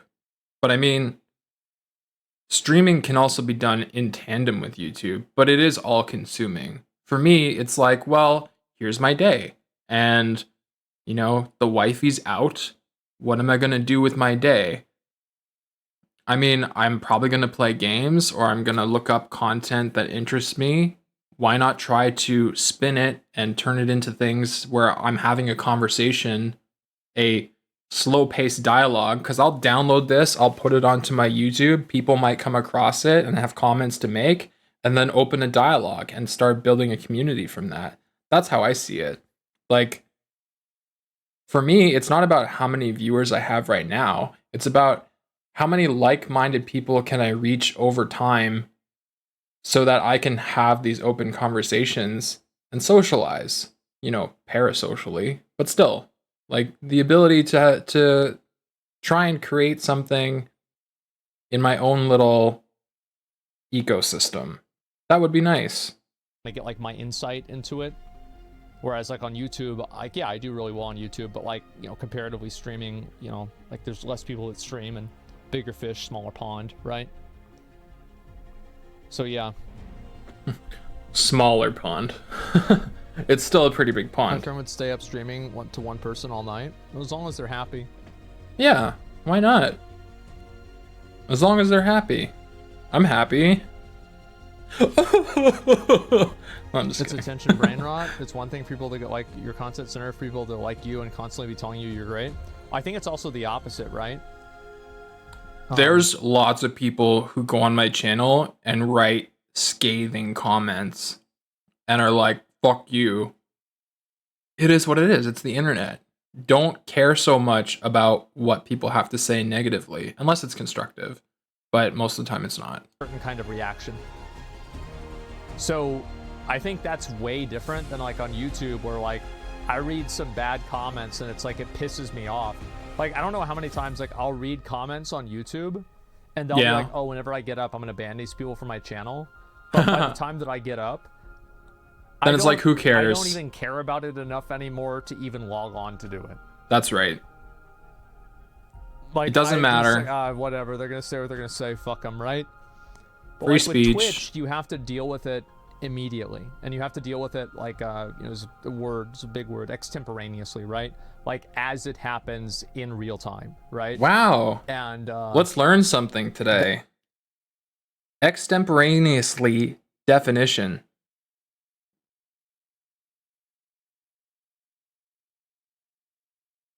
Composed, performed, or uttered on the spur of the moment. Videos and followers offload their thinking to streamer and influencer. I find it truly dystopian that people get so ride or die over basically a normal person. Yeah, but that's just how people are. Yeah. We're very tribal in nature. That's true. On YouTube, the content stays there. And also, like on YouTube, people can respect and appreciate a video even if it doesn't have a lot of viewers. And I don't think that that same type of culture is there for Twitch. Like on YouTube, it's seen to be kind of like cool to have like more niche videos and niche streams, or niche like content. But on Twitch, if you're more niche and smaller, you're just a loser and you're irrelevant. That's just your opinion, man. Not his opinion. That's just what he's saying. People suggest. Think that, like with Twitch too, the way to deliver Twitch content in the most analytically successful way is to drag content out for as long as possible, which is annoying. Like prolong content, so you have like more people that come into the stream and more people that watch. Right. But the problem is that like if you compare that with like TikTok, Instagram, YouTube, even YouTube, it's all about short, sweet, to the point. It's the exact opposite. Whereas like on YouTube, you want to cut through the bullshit and just show the cool stuff. And like TikTok is even more the case. You see Fresh and Fit got demonetized on YouTube? Yeah, I think for most people, if they're trying to monetize themselves on platforms like these, then they need to invest in the short form content on those other platforms first to guide people who want to invest in you as a person into Twitch so that you can spend the time on here. For me, Twitch is almost like, hey, instead of recording videos directly to my computer's hard drive, I'll just like put it on Twitch's cloud, download it, cut it if necessary in editing, and then I can push it to my cloud storage later. It's just like one step in the production process. So like whether or not people are viewing it, it's just an easy way for me to archive things. So long as the bitrate is okay, which sometimes it isn't. You know, I don't get to separate my audio tracks, which is unfortunate, but for the most part, it works well for me. What metric for quality is there other than viewers? None. I don't know. How about your personal opinion about if you like it or not? But you have to click into it and spend time to find out. I don't know. Exactly. I don't know. I feel like the, oh my god, you're different, you're real. Yeah, and like, I don't like to... I really don't like to ever do the I'm not like the other girls type thing, you know? I hate that. I'm the, you know, I have no problem faking things. Like, I fake things all the time. Like, I'm very like, I am faking not being stressed out right now. I am. And, I try to do that because, like, I don't want people to fucking see that. I don't want them to be, like, upset or, like, trying to, like, I don't want people to try to, like, cheer me up or anything like that. My metric, like, that's my metric, my message just got swept away. But all I was saying was, what they mean is what metric can you use besides viewers? That doesn't mean having to spend time in a stream figuring out if you like this stream/streamer or not. You might potentially invest a bunch of time and not.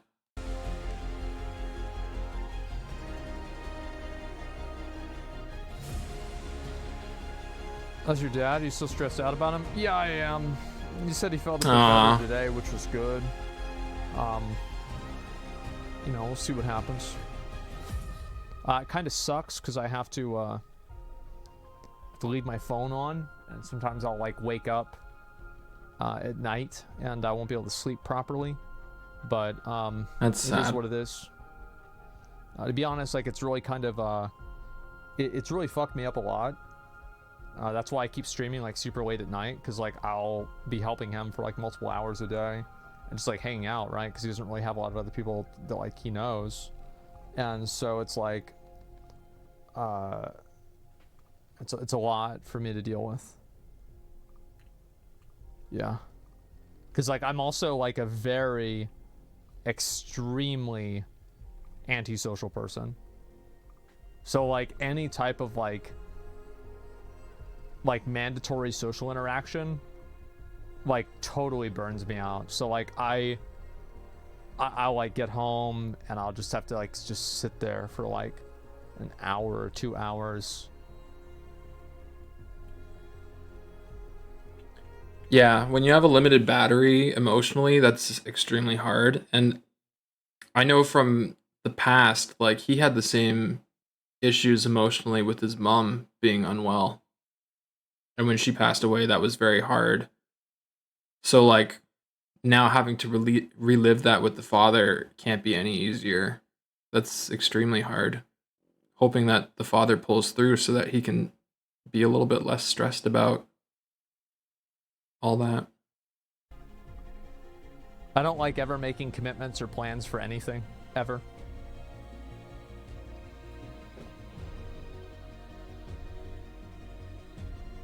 You get a nurse for your dad? I've been trying to, like, I mean, it's... I don't want to get into it, right? It's like interpersonal stuff. It's very complicated.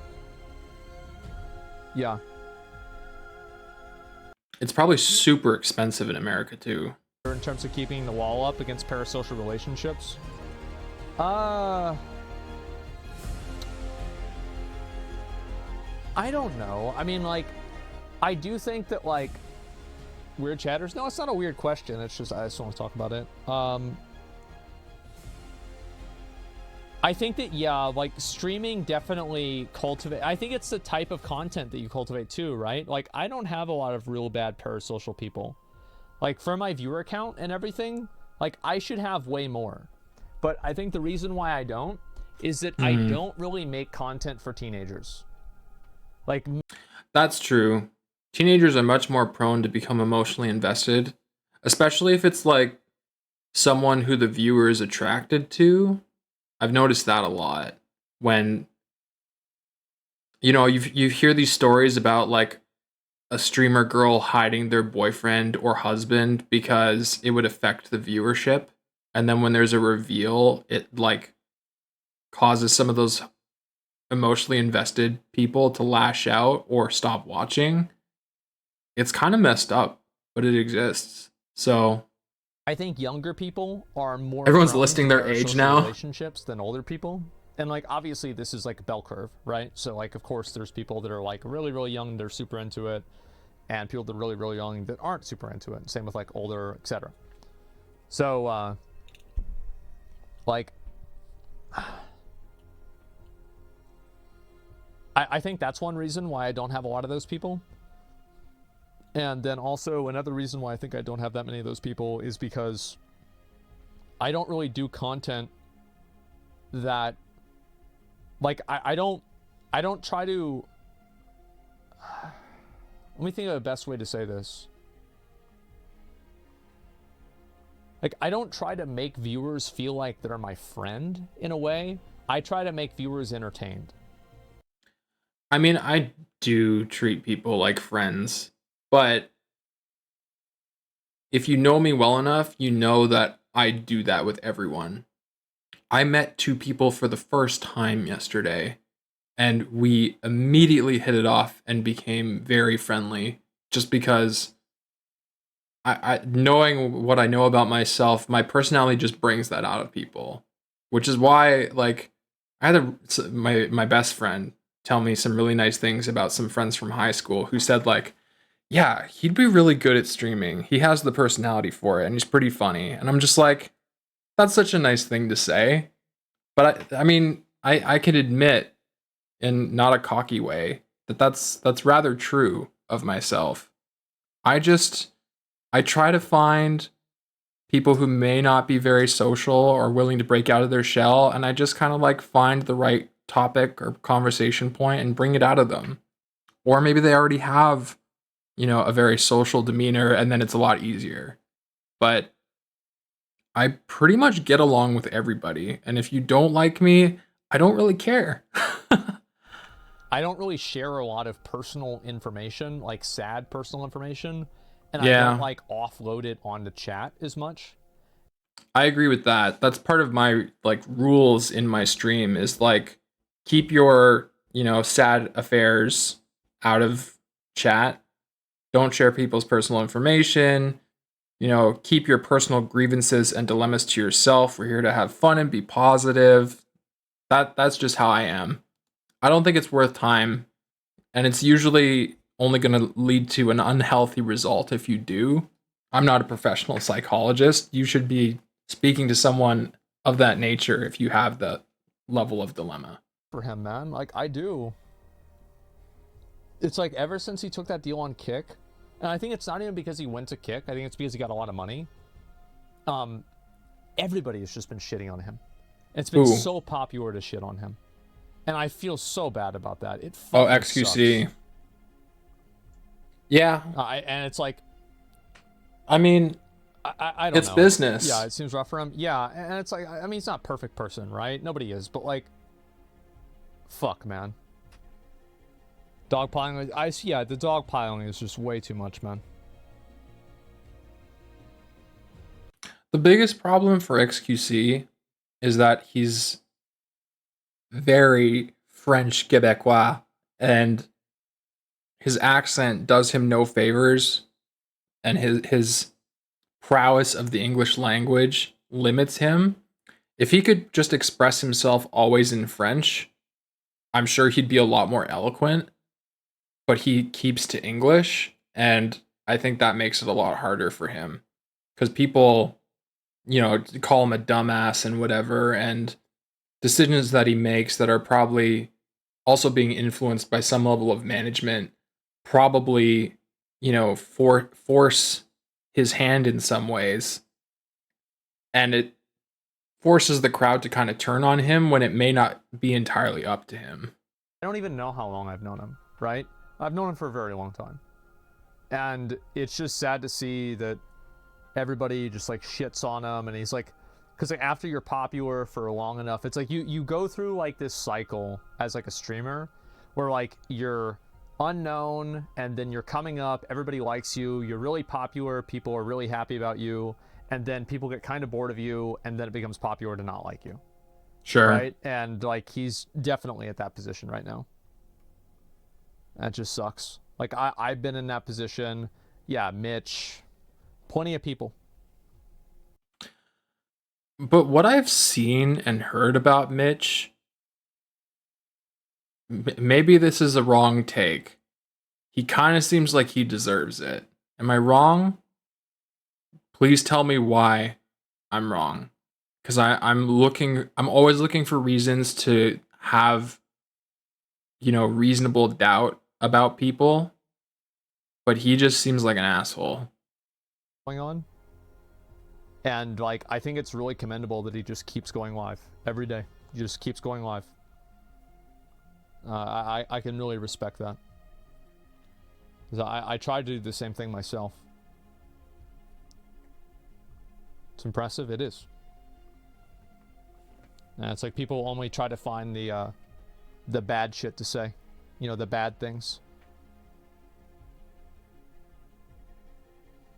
In fact, what you'd be doing at this point in life, you didn't gain success from streaming? No, not really.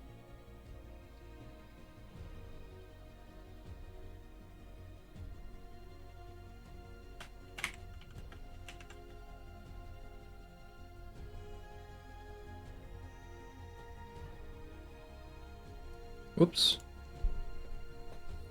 Yeah, I don't really ever, I don't think about any of that shit, like, oh, what if something else happened? Like, who cares?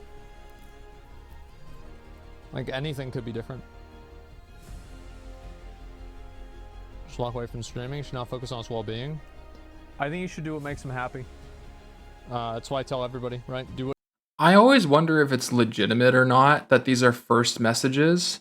Yo, Asmongold, there's a Depp versus Heard documentary on Netflix and you're in it. Like, did you make this account to try and get noticed in chat? Or is this actually your first message? I think that honestly, I think that like it's actually not a big deal at all. And I think people think way too highly of big streamers. True. It's not a They're big just deal. normal Like, people. My stream is not that much different than somebody who gets 50 viewers, right? I just have more people in the chat. It's not that big of a deal. I would say the biggest difference is that he's reached a point where even if he loses like 500 viewers, it's a drop in the bucket. He has an established business. He can afford to be more true to himself than some others might be who care so much about their viewership that they're willing to bend their personality to be more befitting of what their audience expects of them, which is unfortunate. But also, you can't really trust anyone on the internet to be authentic.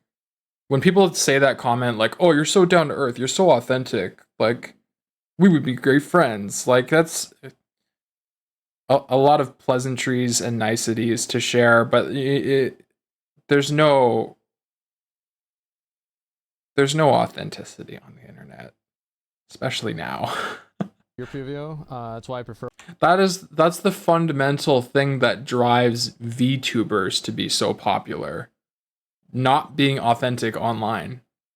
Being part of a community is different, but that's not really it. I mean, I don't think it's that big of a deal. Oh! You seen the Wayfinder map? No, I haven't seen it. Was Forsen banned? I feel like probably should unban the Forsen. People were spamming it one time because I was saying something that sounded like it, and I think I just banned the word because it was annoying me. That's why.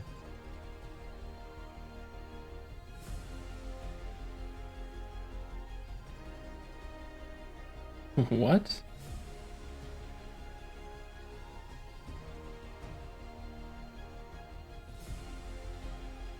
I don't even know what that is. Damn, this is a good game. Anyways, I feel like all the discussions that have come about today have pretty much been covered. So we're going to end off and go for a little lunch break. And then I'll be back a little bit later for some Baldur's Gate 3. The dark urge continues. Proto-dragons and Femwise. It's a good time. We'll see you soon. Peace out.